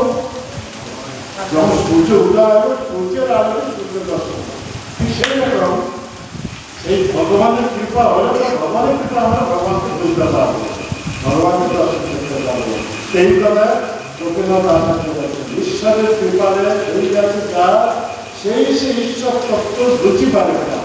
মানে সেই মহা ভগবানের কৃপা আপনার উপর বর্ষিত হয়নি বলে, তাই আমি এত শাস্ত্র সিদ্ধান্ত উদ্ধৃতি দিয়ে বলছি, তথাপি আপনি মানতে চাচ্ছেন না। তার মানে বোঝা যাচ্ছে সেই প্রভু মহাপ্রভুর কৃপা আপনার উপর বর্ষিত হয়নি। যেদিন সেই মহাপ্রভুর কৃপা আপনার বর্ষিত হবে, তখন নিজের মুখে সেই মহাপ্রভু গুণকীর্তন করবেন। আর এই হলো যখন সারা ভারতের মুখ থেকে মহাপ্রভু বেদান্ত ভাষ্য শ্রবণ করছেন 7 দিন। তারা সোনার ধর্ম রক্ষা করার জন্য সারা ভারত বেদান্ত অধ্যয়ন করে শ্রবণ করাচ্ছেন। কাকে? মহাপ্রভুকে। আর মহাপ্রভু নীরবে শুনছেন। 7 দিন হয়ে গেছে, একটাও কিছু বলেনি, প্রশ্নও করেনি। তো সারা ভারতের কৃষ্ণ প্রয়োজন না। আপনি কি বুঝতে পারছেন কি না পারছেন, কিছু বলছেন? মহাপ্রভু বলছেন, আপনি তো আমার সন্ন্যাস ধর্ম রক্ষা করার জন্য শ্রম করতে বলেছেন, আপনি তো আমাকে ভিকারি করতে বলেনি, তাকে শ্রম করছি। দিয়ে শুনে আশ্চর্য হয়ে যায়, কি বলছেন না? তখন ওই আপনার শ্লোক নিয়ে ব্যাখ্যা। তো সেই মহাপ্রভু বলছেন, আপনি যে ব্যাখ্যা করছেন তা আমি কিছুই বুঝতে পারছি না, কিন্তু আপনি কি সেই সূত্র আমি পরিষ্কার ভাবে বলতে পারছি। কিন্তু ওই সূত্রের উপর আপনি যে ভাষা দিয়ে বলছেন, ও আমার কিছু বোধ রকম দিয়ে আকাশ করে হয়ে গেল। আর সূত্র সংক্ষিপ্ত যে বুঝতে পারা না, বলে তো ভাষ্য করা হয়েছে। হ্যাঁ, এর কি বিপরীত করছে? সূত্র বুঝতে পারছে, আমার ভাষ্য বুঝতে পারছে। যখনই আপনি বলেন যে মায়াবাদী ভাষ্য, যে কার রচিত? শঙ্করাচার্য। আর শঙ্করাচার্য গিয়ে উনি হচ্ছে শিবের অবতার। উনি কেন এইভাবে মায়াবাদী ভাষ্য দিলেন? ভগবান নারায়ণ নির্দেশ দিয়েছেন শিবকে, তুমি যাও ব্রাহ্মণকে জন্ম নিয়ে যারা নাস্তিক, যারা ভগবান বিদ্বেষী, ভক্ত বিদ্বেষী, আমার থেকে দূরে যাওয়ার জন্য মায়াবাদ শাস্ত্র প্রচার করো। তাই মহাপুরুষের বলে মায়াবাদম অসৎশাস্ত্রম প্রচ্ছন্ন বৌদ্ধম উচ্চতে নৈব রীতম দেবী পরো ব্রাহ্মণ প্রতিমা। শিবজি স্বয়ং উনার পত্নীকে, শিবের পত্নীকে পার্বতী বললাম, সমানটা কথা বলতে না। শিবের পার্বতীকে বলছেন শিবজি যে মায়া তারা তো অসস্বাস্থ্য একটা প্রভুর আদেশ হয়েছে ভগবান নারায়ণ আদেশ হয়েছে কলিযুগে আমি ব্রাহ্মণকুলে জন্ম নিয়ে মায়াবাদ নামক অসৎশাস্ত্র প্রচার করে যারা নাস্তিক তাদের ভগবান থেকে দূরে কথা বুঝতে বিয়ের কথা যখন শ্রবণ করে সারা ভারত ওই রকম ভালো প্রাপ্ত হয়ে যান জ্ঞান প্রাপ্ত হয়ে যান ওই সময় মহাপ্রভু বলেছেন যে ভগবানের মধ্যে এমন সব মহৎ গুণ আছে যারা আত্মারাম পুরুষ সেই ভগবানের মহিমার কথা শ্রবণ করে ভগবানের ভক্ত হয়ে যায় তার প্রত্যেক প্রমাণ হচ্ছে যে সুখদেব গোস্বামী সুখদেব গোস্বামী তোমার কি ছিলেন ব্রহ্মবাদী ছিলেন পরম ভগবান ভক্ত ছিলেন না কি ছিলেন ব্রহ্মবাদী ব্রহ্মচিন্তন নির্বিশেষ ব্রহ্ম চিন্তন ব্রহ্ম ছিলেন তিনি সেই সুখদেব গোস্বামী যখন কাঠমিয়াদের মুখ থেকে ভাগবত এক প্রসিদ্ধ শ্লোক শ্রবণ করেন কারণ এই শ্লোক ব্যাসদের শিক্ষা দিয়েছেন কাঠমিয়াদের তোমরা যখন মনে কাঠ কাটতে থাকবে মুখে এই দুটি শ্লোক উচ্চারণ করতে থাকবে আর কাঠ কাটতে থাকবে উদ্দেশ্য কি সুখদেব গোস্বামী মনের রাস্তা দিয়ে যখন চলতে থাকবে তোমাদের মুখ থেকে নির্গত এই শ্লোক যখন কর্ম করতে হবে এই ভাগবত শ্লোকগুলিকে আকর্ষণ করে আমার কাছে নিয়ে আসবে তখন আমি ভাগবত শিক্ষা কি শ্লোক প্রথম শ্লোক হচ্ছে কৃষ্ণের অপার করুণার কথা বহু জন স্তম জিজ্ঞাসী স্বামী নেবে কৃষ্ণ অপার গুণের কথা বলা হয়েছে এক অসতী নারী বকাসুরের ভগ্নী পুতনা স্তনেতে কালো বিষ মিশিয়ে এসেছিল শিশু কৃষ্ণকে বধ করার জন্য আর শিশু কৃষ্ণ কি করলেন পুতনা স্তনে দ্রুত সঙ্গে ওকে প্রাণদায়ী আকর্ষণ করে পুতনাকে বধ করে ভাতৃমাতা পথ দিয়ে নিজের ধান বৃন্দাবনে প্রেরণ করবে এই করুণাময় ব্যক্তি এই জগৎটা কে হতে পারবে আমি কার স্বপ্নে যাবো না কার স্বপ্নে যাবো ওই দিন সুখদেব গোস্বামী ব্রহ্মচিন্তন চিরকালের জন্য পরিত্যাগ করে পালন করলে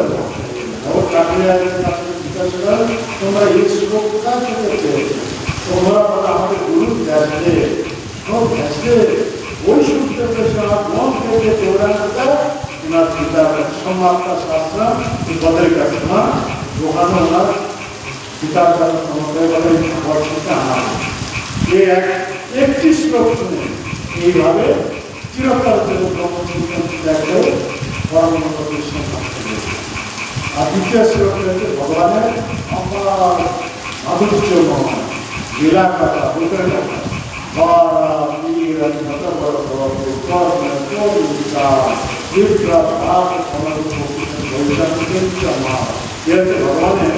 অদ্ভুত রূপের কথা মাধুর্যময় রূপের কথা মাধুর্যময় লীলা কথা ये श्लोक बोलता है कि श्लोक में सुखदेव गोस्वामी चिरकाल जन्म ब्रह्मचिंतन থেকে উঠে এই ভাগবত প্রাপ্ত হয় চরমটি ভাগবত রূপে পরিক্রম করেছেন আর পরীক্ষিত মহারাজ যখন শ্রীমী মুনি দ্বারা অভিশাপ প্রাপ্ত হন 7 দিনে চক্রের দংশনে উঠতে হবে তখন পরীক্ষিত মহারাজ সব কিছু পরিষ্কার করে গঙ্গা উপকূলে এসে উপস্থিত হয়ে যায় হ্যাঁ সুন্দর কথা শুনতে ভালো লাগছে তো ওই সময় এই সুখদেব গোস্বামী ভ্রমণ করতে করতে ওই পরীক্ষিত মানুষ সবাই এসে উপস্থিত হয়ে যান যে পরীক্ষিতে 30 বছর পর এই বলা না ভগবান যখন লীলা সম্বরণ করে নিজের ধান করে বৃন্দাবনে ফিরে যান তখন পরীক্ষিত শুরু হয়ে যায় পরীক্ষিতের বয়স যখন 30 বছর হয়েছে এই 30 বছর পরে এই সুখদেব গোস্বামী এই ভাগবত কথা প্রথম পরিবেশন করে কাকে শ্রবণ করান পরীক্ষিত মহারাজ এই শ্রবণ করে কবে হয়েছিল ভাদ্র মাসে শুক্লপক্ষে 9 তিথিতে মনে আছে বলে দিয়েছে না এই ভাগবত শ্রবণ করে পরীক্ষিত মহারাজ পক্ষের দ্বারা নশ্বর বশীভূত করে ভগবানের মতো চিন্ময় প্রাপ্ত ভগবত ধামে চলে যাবেন। সেই ভাগবত। তারপর দ্বিতীয় পরিবেশন কবে বলা ছিল? পরদিন মহারাজের শ্রবণের পর 200 বছর পরে কে বলেছেন? গোকর্ণ। গোকর্ণের ভাগবত কথা শ্রবণ করেছিলেন ওই আশ্বিন মাসের শুক্লপক্ষে নবমী তিথিতে গোকর্ণের মুখ থেকে ভাগবত কথা শ্রবণ করে মন্দিরটায় যে ভূতের দেহ প্রাপ্ত হয়েছিল, ভূতের দেহের মধ্যে ভগবানের মধ্যে চতুর্ভূতের প্রাপ্ত হয়ে ভগবত ধামে চলে যান। তারপরে তৃতীয় অধিবেশন তার কত বছর পরে? 306 বছর পরে কার্তিক মাসে শুক্লপক্ষে নবমী তিথিতে কে পরিবেশন করেছিল ভাগবত কথা? না চতুর্কুমার কুমারাদি চতুর্কুমার এই ভাগবত কথা যখন ব্যক্ত করেন, ভক্তি দেবীর 2 পুত্র জ্ঞান বৈরাগ্য যে বৃদ্ধদশা প্রাপ্ত হয়েছিল, এই ভাগবতের কাহিনী যখন ব্যক্ত করেন তখন এই বৃদ্ধদশা থেকে যুগভক্ত প্রাপ্ত হয়ে যায়। যুগভক্ত প্রাপ্ত হয়ে তখন নৃত্য করতে থাকেন আনন্দেতে। হরে কৃষ্ণ হরে কৃষ্ণ কৃষ্ণ কৃষ্ণ হরে হরে হরে রাম রাম রাম হরে হরে। ভাগবত কথা আমাদের ইসলামের প্রতিষ্ঠাতা আচার্য সেটা শ্রী ভক্তিপ্রদান প্রভুপাদ এদেশ থেকে সেদেশ অর্থাৎ বিদেশ সেখানে নিয়ে বিদেশিদের মাঝে এই সেখানে উনি কি করেন? তাদেরকে শ্রবণ করিয়ে এইভাবে তাদের ভিতরে ভক্তি সঞ্চার করে।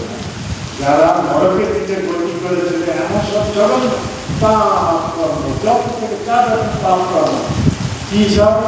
গোমাংস করতো, গোরক্ত পান করতো, গেলে যদি মাদক শ্রবণ করতো, অপর স্ত্রীর সঙ্গে করতো, বিবাহ করতো, সেইসব পাপের পরিণাম স্বরূপ মানে সুইসাইড তার উনি চিন্তা করতেন না।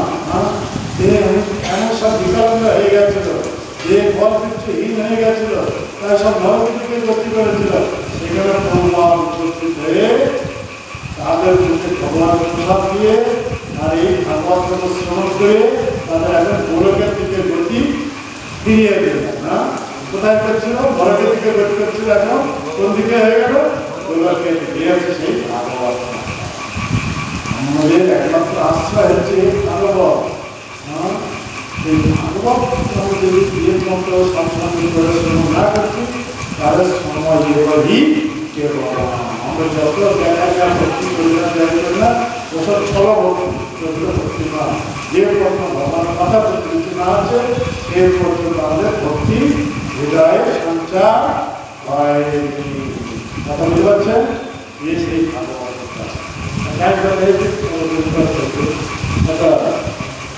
সাড়ে 7 হয়ে গেছে। আর 10 মিনিট চলবে, অমৃত কথা চলবে, কথা বলতে সেইভাবে সেই ভাগবত এখানে যে সৌম্যকাপী ঋষিরা এখানে জিজ্ঞাসা কৃষ্ণে সদান বিপদে ধর্ম জ্ঞান আদি বিষয় সৌ নষ্ট বিষয় পুরাণাত্ম বোধনা আমরা ওই শ্লোক নিয়ে আলোচনা করছি। ওখানে জায়গাটা ওখানে বলা হচ্ছে কি কৃষ্ণ এইভাবে লীলা সম্বরণ করে যখন স্বধাম নিজের ধাম গোলক বৃন্দাবনে ফিরে যান তখন কি হয়েছে? ধর্ম জ্ঞানের আদি সব ধর্ম জ্ঞান ওনার সঙ্গে চলে গেছে। ধর্ম জ্ঞান আদি বলতে কি জানেন? মানে ভক্তি আদি সব, ধর্ম জ্ঞান আদি সব ওনার সঙ্গে চলে গেছে না। এখন বলছেন বলো এখন কলিযুগ চলছে। কৃষ্ণ অষ্টদানের পর কি হয়ে গেল? কলিযুগ শুরু হয়ে গেল। কৃষ্ণ যতদিন পৃথিবীতে পদার্পণ করেছিলেন ততদিন তারপর যুগ ছিল। আর কৃষ্ণ পৃথিবী পৃষ্ঠের যখন অন্তরিত হয়ে গেলেন তখন কি হয়ে গেল? কলিযুগ শুরু হয়ে গেল। তাই বলে বলো নষ্ট দৃশা। নষ্ট দৃশা মানে কি? দৃশা মানে কি? নষ্ট মানে কি? অন্ধকার। অন্ধকার বলতে কি বলা আছে? ভগবান জ্ঞান শূন্য। প্রকৃত জ্ঞান হচ্ছে ভগবত জ্ঞান। আমরা সব ভগবত জ্ঞান শূন্য হয়ে পড়লে আমাদের কি হয়ে গেছে, আমরা পারমার্থিক দিকে সব অন্ধ, চোখ থাকতে আমরা অন্ধ। তার মানে কি, নষ্টম দৃশা, মানে এই সঙ্গীত চর্চাটা কি হবে, নষ্ট দৃশা নষ্ট দৃশা দেশ। এখানে বলা হচ্ছে নষ্ট, মানে নষ্ট হতে আমরা সব অন্ধ হয়ে গেছে। এখানে অন্ধ হয়ে যাওয়ার অর্থটা কি, নষ্ট মানে নষ্ট দৃষ্টা, নষ্ট দৃশা মানে আমরা সব অন্ধ হয়ে গেছে। আমাদের দৃষ্টিশক্তি কি হয়ে গেছে, দৃষ্টিশক্তিহীন হয়ে গেছে। নষ্ট দৃশা মানে কি হলো, দৃষ্টিশক্তিহীন হয়ে গেছে। দৃষ্টিশক্তিহীন মানে কি, আমরা সব অন্ধ হয়ে গেছে। তার মানে কি, গল্প দেখি শব্দ পিছিয়ে বলা হয়, হ্যাঁ, আমরা সব অন্ধ হয়ে গেছে। তার মানে কি, হ্যাঁ, মানে আমাদের পারমার্থিক দিকে আমাদের কোনো জ্ঞান নেই। আমরা সব অন্ধ, পারমার্থিক দিকে আমরা সব দৃষ্টিহীন। পারমার্থিক ভগবত সম্বন্ধে আমাদের কোনো জ্ঞান নেই, আমার বিজ্ঞান নেই। পারমার্থিক দিকে সবাই অন্ধ। আমরা কিভাবে জ্ঞান প্রাপ্ত করবো, তাই বলছে। তারপরে শুনতে নেই পুরাণাম অর্থ, সূর্য অর্থ মানে সূর্য, সূর্যের উজ্জ্বল ये পুরাণ উদিত হয়েছে। অধুনা কি বলা আছে, অধুনা উদিত, অধুনা বলতে এই পুরাণ, অধুনা মানে এই এখন, অধুনা মানে এখন উদিত। সূর্য পুরাণ অর্থ, পুরাণ অর্থ মানে কি, সূর্যের উজ্জ্বল এই ভাগবত পুরাণ এখন উদিত হয়েছে। কথা বলতে পারেন, সঙ্গীত বিচার পুরাণ অর্থ, অর্থাৎ এই ভাগবত মহাপুরাণ অর্থ মানে কি, সূর্য, সূর্যের উজ্জ্বল এই ভাগবত পুরাণ এখন ধরুন এখন উদিত, উদিত হয়েছে। তাই আমাদের পারমার্থিক জ্ঞান, ভগবত সঙ্গে জ্ঞান প্রাপ্ত হতে হলে কাকে আশ্রয় করতে হবে, কাকে, ভাগবত। আপনি বলেন এই ভাগবতকে বলা হচ্ছে মহাপুরাণ, অন্য সব পুরাণ, কিন্তু ভাগবতকে বলা হচ্ছে কি মহাপুরাণ। এটা শুদ্ধ শাস্ত্র, মানে বলা হচ্ছে 17টি পুরাণ, হ্যাঁ, 3 ক্যাটাগরি বিভাগ করা যাবে।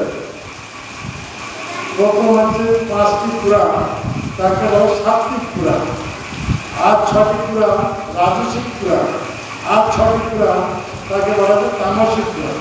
তা সাত্বিক পুরাণ কাকে বলে, রাজসিক পুরাণ কাকে বলে, তামসিক পুরাণ কাকে বলে, আর ভাগবত মহাপুরাণ কাকে বলে, হ্যাঁ, শুনতে যান, হ্যাঁ, শুনুন। এখানে বলা হচ্ছে সাত্বিক পুরাণ, অর্থাৎ ভগবান বিষ্ণু সম্বন্ধে যে পুরাণে আলোচনা করা হয়েছে তাকে বলা হচ্ছে সাত্বিক পুরাণ। যেমন গৌড় পুরাণ, বামন পুরাণ, সব সাত্বিক পুরাণ, হ্যাঁ, বোঝা গেল। রাজসিক পুরাণ যে পুরাণে ব্রহ্মাকে প্রাধান্য দেওয়া হয়েছে, ব্রহ্মাকে ভগবান হিসাবে মানে পরিচয় দেওয়া হয়েছে, তাকে কি বলা হচ্ছে রাজসিক পুরাণ। আর যে 6টি পুরাণে শিবজিকে প্রাধান্য দেওয়া হয়, শিবকে ভগবান হিসাবে প্রতিপাদন করা হচ্ছে, তা হচ্ছে তামসিক পুরাণ। কথা বলতে পারেন। তাহলে আমরা 3 প্রকার পুরাণ দেখতে পাচ্ছি। সাত্বিক পুরাণ যেখানে ভগবান বিষ্ণুকে প্রাধান্য দেওয়া হয়েছে, তাকে ভগবান হিসাবে প্রতিপাদন করা হয়েছে, এই সাত্বিক পুরাণ।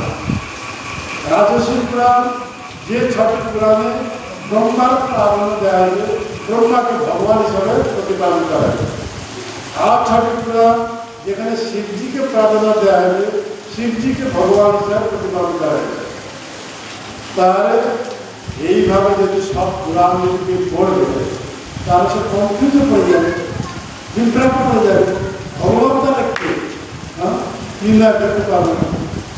সাত্বিক পুরাণ পড়লে বিষ্ণু ভগবান, রাজসিক পুরাণ পড়লে ব্রহ্মা ভগবান, তামসিক পুরাণ পড়লে শিব পুরাণ, শিব ভগবান, তারা প্রকৃত ভগবান।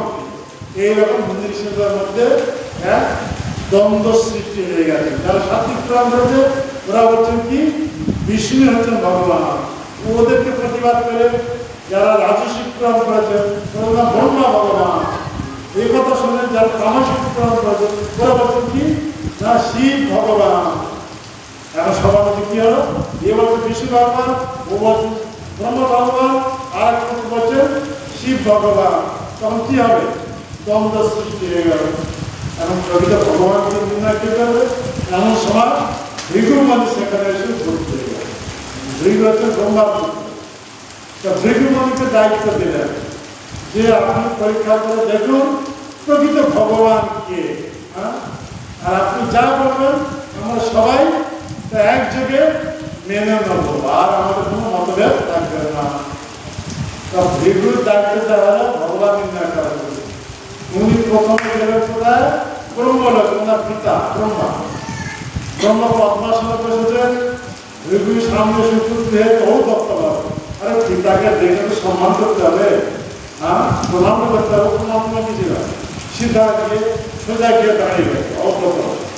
আর এই দেখে পুত্র এরকম আচরণ দেখে ব্রহ্মার মনে ক্রোধ জাত হয়ে গেল। আর ক্রোধ যখন জাত হয়ে যায় কোথায় আসবে? কার মাধ্যমে? যার মধ্যে ক্রোধ জানতে হবে কিভাবে বুঝবেন এর মধ্যে ক্রোধ জানতে হয়েছে? কার মাধ্যমে বুঝতে পারবে? এই কথার উত্তর দিতে পারছেন তাহলে কি হবে? সব মুখের মাধ্যমে মুখ লাল হয়ে যাবে, চোখ লাল হয়ে যাবে, তখন বোঝা যাবে ক্রোধ জানতে হবে নাকি? এই কথা বলতে পারছি না, কি শুনছি না? ক্রোধ ব্রহ্মা দেখলেন, মৃত্যু দেখলেন, কিন্তু ব্রহ্মা সংযত করে দিলেন, কিছু বললেন না। কিন্তু এইভাবে দেখা যাচ্ছে ঋতুমান তিনি ক্রোধ থেকে মুক্ত না হয়ে তিনি ভগবান ওখানে চলে গেলেন কোথায়? কৈলাসে। শিব বলছেন, শিবের সামনে করতে হয়েছে, শিব দেখে আমার ভাই এসেছে, শত ব্রহ্মা পুত্র। ও শিব দৌড়ে আসতে আলিঙ্গন করবেন, যে পরের পাকে এই তুমি আমাকে স্পর্শ করো না, তুমি যদি আমাকে স্পর্শ করবে পবিত্র ব্রাহ্মণ অপবিত্র হয়ে যাবে। তুমি শ্মশানে ছাই ভস্ম লাগিয়েছ, গলাতে হাতে সব সাপ ঢুকছে, তুমি যদি আমাকে স্পর্শ করো আমি অপবিত্র হয়ে যাবো। আর এই কথা শুনে শিবের মনে এত ক্রোধ যাত্রা হয়ে গেছে, ত্রিশূল উঠেছে ওকে বধ করার জন্য। আর পার্বতী সেন সঙ্গে সঙ্গে এসে হাত ধরে বসেন, এখন যদি ত্রিশূল দিয়ে ভাইকে যদি বধ করে আগামীকালে প্রাতকালে দুষ্ট করে বেড়ে যাবে শিব ও ভাইকে হত্যা করেছে। হ্যাঁ, শিব এক কি হত্যাকারী, হ্যাঁ, বদনাম হয়ে যাবে। তার সে তীর্থ ছাড়তে হয়ে গেল, কিন্তু ভগবান মানে কায় মন বাক্যে ব্রহ্মার কাছে বাক্যের মাত্রা, বাক্যের মাত্রা, হ্যাঁ, এই শিবের কাছে বাক্যের মাত্রা, আর ব্রহ্মার কাছে কায়ের মাত্রা পরীক্ষা হয়ে যাবে। উনি কিছু বলবেন না, চুপচাপ এসে উপস্থিত হয়েছেন, কিছু প্রণাম কিছু না করার জন্য তোমার প্রকাশ করবেন। কায়ের মাত্রা পরীক্ষা হয়ে গেল, ব্রহ্মা ভগবান না। এখন বাক্যের মাধ্যমে কাকে বলছেন? শিবকে। এই আমাকে স্পর্শ করবো, তুই যদি আমাকে স্পর্শ করবি আমার দেহ অপবিত্র হয়ে যাবে, আমার পবিত্র আমি ব্রাহ্মণ। তখন শিবের মধ্যে ক্রোধ হয়ে গেল, বাক্যের মাধ্যমে বোঝা গেল এই ভগবান না, কি ক্রোধ থেকে মুক্ত না। আর যারা তখন ক্ষীর সমুদ্রে ভগবান বিষ্ণু অনন্ত সূর্যের উপর সাইডে আছে, মাতা লক্ষ্মী ভগবানের পার্বত্য সেবা করছেন। আর দেবী এসে কি করলেন? যে সমগ্র জগতে এইভাবে ভগবানকে নিয়ে সব বিভ্রাট সৃষ্টি হয়েছে, কত দ্বন্দ্ব চলছে, এই আরাম সৃষ্টি হয়ে গেছে। আর দেবী এসে সর্বস্বে ভগবানের পক্ষদেশে পতাকা। এখানে হচ্ছে কি আমাদের কায়ের মাধ্যমে ব্রহ্মা হয়ে গেল। এই কায়ের নাম কি বলা আছে? মানসে। মানসে ব্রহ্মা পরীক্ষা হয়ে গেল। আর এখানে বাক্যের দ্বারা পরীক্ষা হয়ে গেল শিবের। এখন কায়ের দ্বারা, কায়ের মানে দেহর দ্বারা ভগবানের পক্ষদেশে পতাকা কে ভগবান সঙ্গে সঙ্গে উঠে বিদ্যুৎ পদ সম্ভাবনা প্রকাশ করবে না। যেইভাবে অতিথি হিসাবে আমার এসে উপস্থিত হয়ে গেছে, আর আমি এইভাবে আরামসে শুয়ে গেছি, আর আমার বক্তব্যটা হচ্ছে পাশনের মতো, আর ব্রাহ্মণের পদ্মের মতো কমন। এই পদ্ম এই পাশনের উপর পতাকা করার জন্য মতো আঘাত হয়েছে, তাই ভগবান নিজে হাতে ওইগুলো পাপ সম্মান করছে। ভগবান এইরকম আচরণ দেখে বিজুমণির চোখ দিয়ে প্রকাশ মানে বর্ষিত হয়ে গেল। তখন পবিত্র ভগবান আছেন কে? বিষ্ণু। আমাদের সমাজ এসে এই সমাধান দিলেন একমাত্র ভগবান হচ্ছেন কে? বিষ্ণু। সবাই সেই বিষ্ণুকে ভগবান হিসাবে উপাসনা করব। পরীক্ষা ব্যবস্থা করবেন এইভাবে। মাসে আমি পরীক্ষা করেছিলাম ব্রহ্মাকে, ব্রহ্মার নবমটা হয়ে গেছিল, বাক্যটা পরীক্ষা করেছি দিকে, হয়ে গেছিল। এইভাবে খায়ের তারা সদাঘাতের তারা ভগবান বিষ্ণুকে বক্তা দেশে সদাঘাত ছিল, কিন্তু ভগবান হিসাবে উপরন্তু আমাকে তার সম্মান করছেন। আর বলছে এই কঠিন হৃদয়ের ওপর নরম পায়ে পতাকা ধরনের কত ব্যথা হয়েছে, তাই ভগবান বুঝিয়ে আছে আমার এই পাপ সংখ্যায় করতে ভগবান দিয়ে বিষ্ণু সর্বরকম কাম ক্রোধ রোগ মোহ মহ নাশ করতে থেকে মুক্ত তিনি হচ্ছেন ভগবান বিষ্ণু। কথা বুঝতে পারবেন? সেই কৃষ্ণ এখন নিজের ধামে ফিরে গেছেন। এখন সেই ঋষিরা সন্ধ্যাকালী ঋষিরা সুতোদের সঙ্গে জিজ্ঞাসা করছেন এখন ধর্ম জ্ঞান তার আশ্রয় করে আছে। সেই ধর্ম জ্ঞান আশ্রয় করে আছে তারা ভাগবত। আমরা যে পর্যন্ত ভাগবত শ্রবণ না করছি সে পর্যন্ত আমাদের হৃদয়ে ভক্তি সঞ্চার হবে না।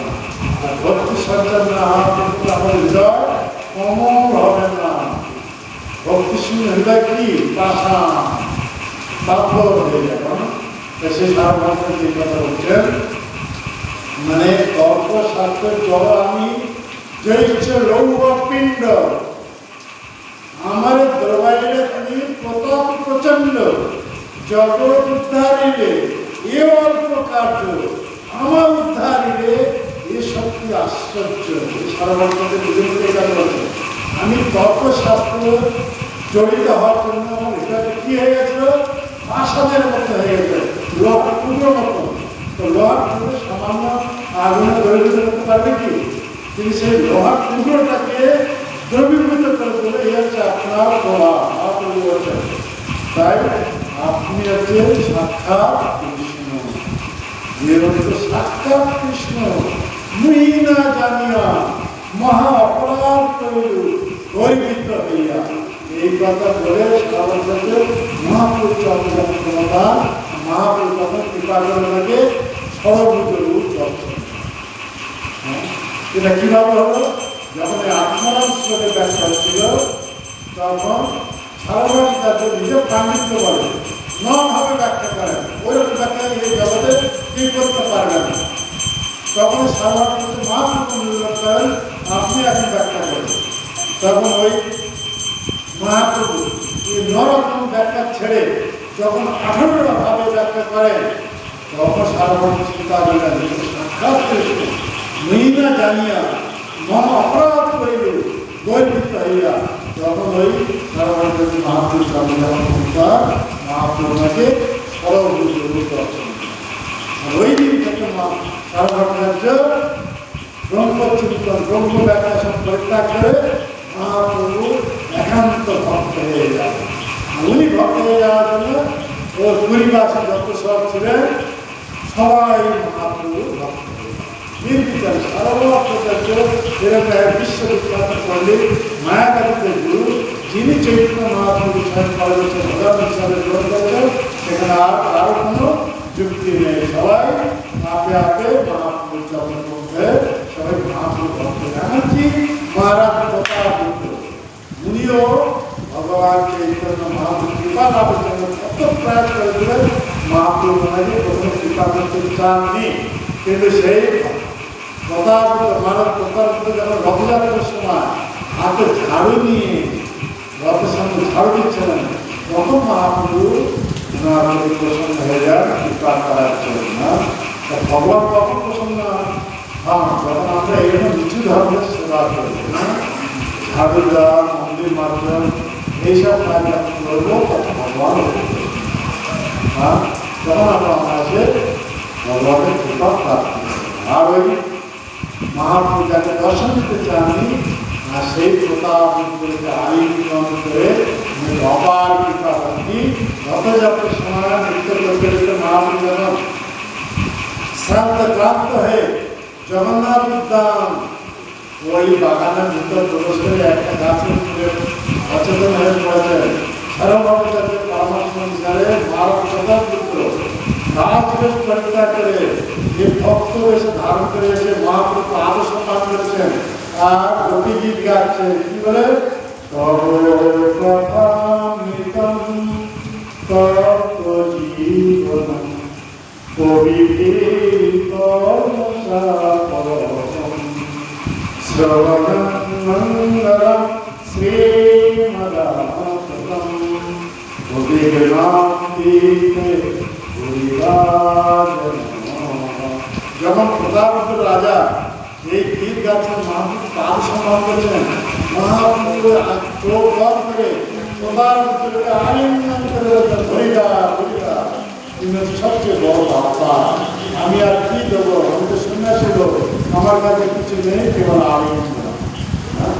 এই তো ভগবানের আলিঙ্গন কে প্রাপ্ত করে মহারাজ কি কারণে ওই খালুদা ভগবানের মন্দিরে যারা ঝাড়ু দেয় মন্দির মার্জন করে এর দ্বারা আমরা সবাই ভগবানকে প্রসন্ন বিধান করতে পারি। যারা ভগবানের কামনা করে এইসব কেবল ভগবত প্রবচন দেওয়া চলবে ভগবান এইসব সবাই গেছে এখানে এই যারা বানাচ্ছে সেই এখন ভগবান চলে গেছেন। আমরা হরিহরজি মায়াগ্রস্তজি আমাদের একমাত্র কি পারমার্থিক পথ ভগবত সম্বন্ধে জ্ঞান কে প্রদান করবে? এই শ্রীমদ্ ভাগবত। যাদের ঘরে ভাগবত নেই তাদের সুবর্ণ সুযোগ আর এই মন্দিরে ভাগবত সংগ্রহ করে অন্তত প্রথম স্তম্ভ থেকে শুরু করবে না একটা করে এই পাঠ নিয়ে যান, নিয়ে পড়তে থাকুন না, তবে আমাদের চিত্ত শুদ্ধি হবে। আর সেই চিত্ত শুদ্ধি হলে ভক্তি দেবী বিরাজমান হবে, ভক্তি দেবী বিরাজমান হলে সেখানে আমরা ভগবান সর্বদা স্মরণ করতে পারি। जय गुरुराज श्रीमद् भागवतम की जय, जय गुरु कृष्ण प्रभुपाद की।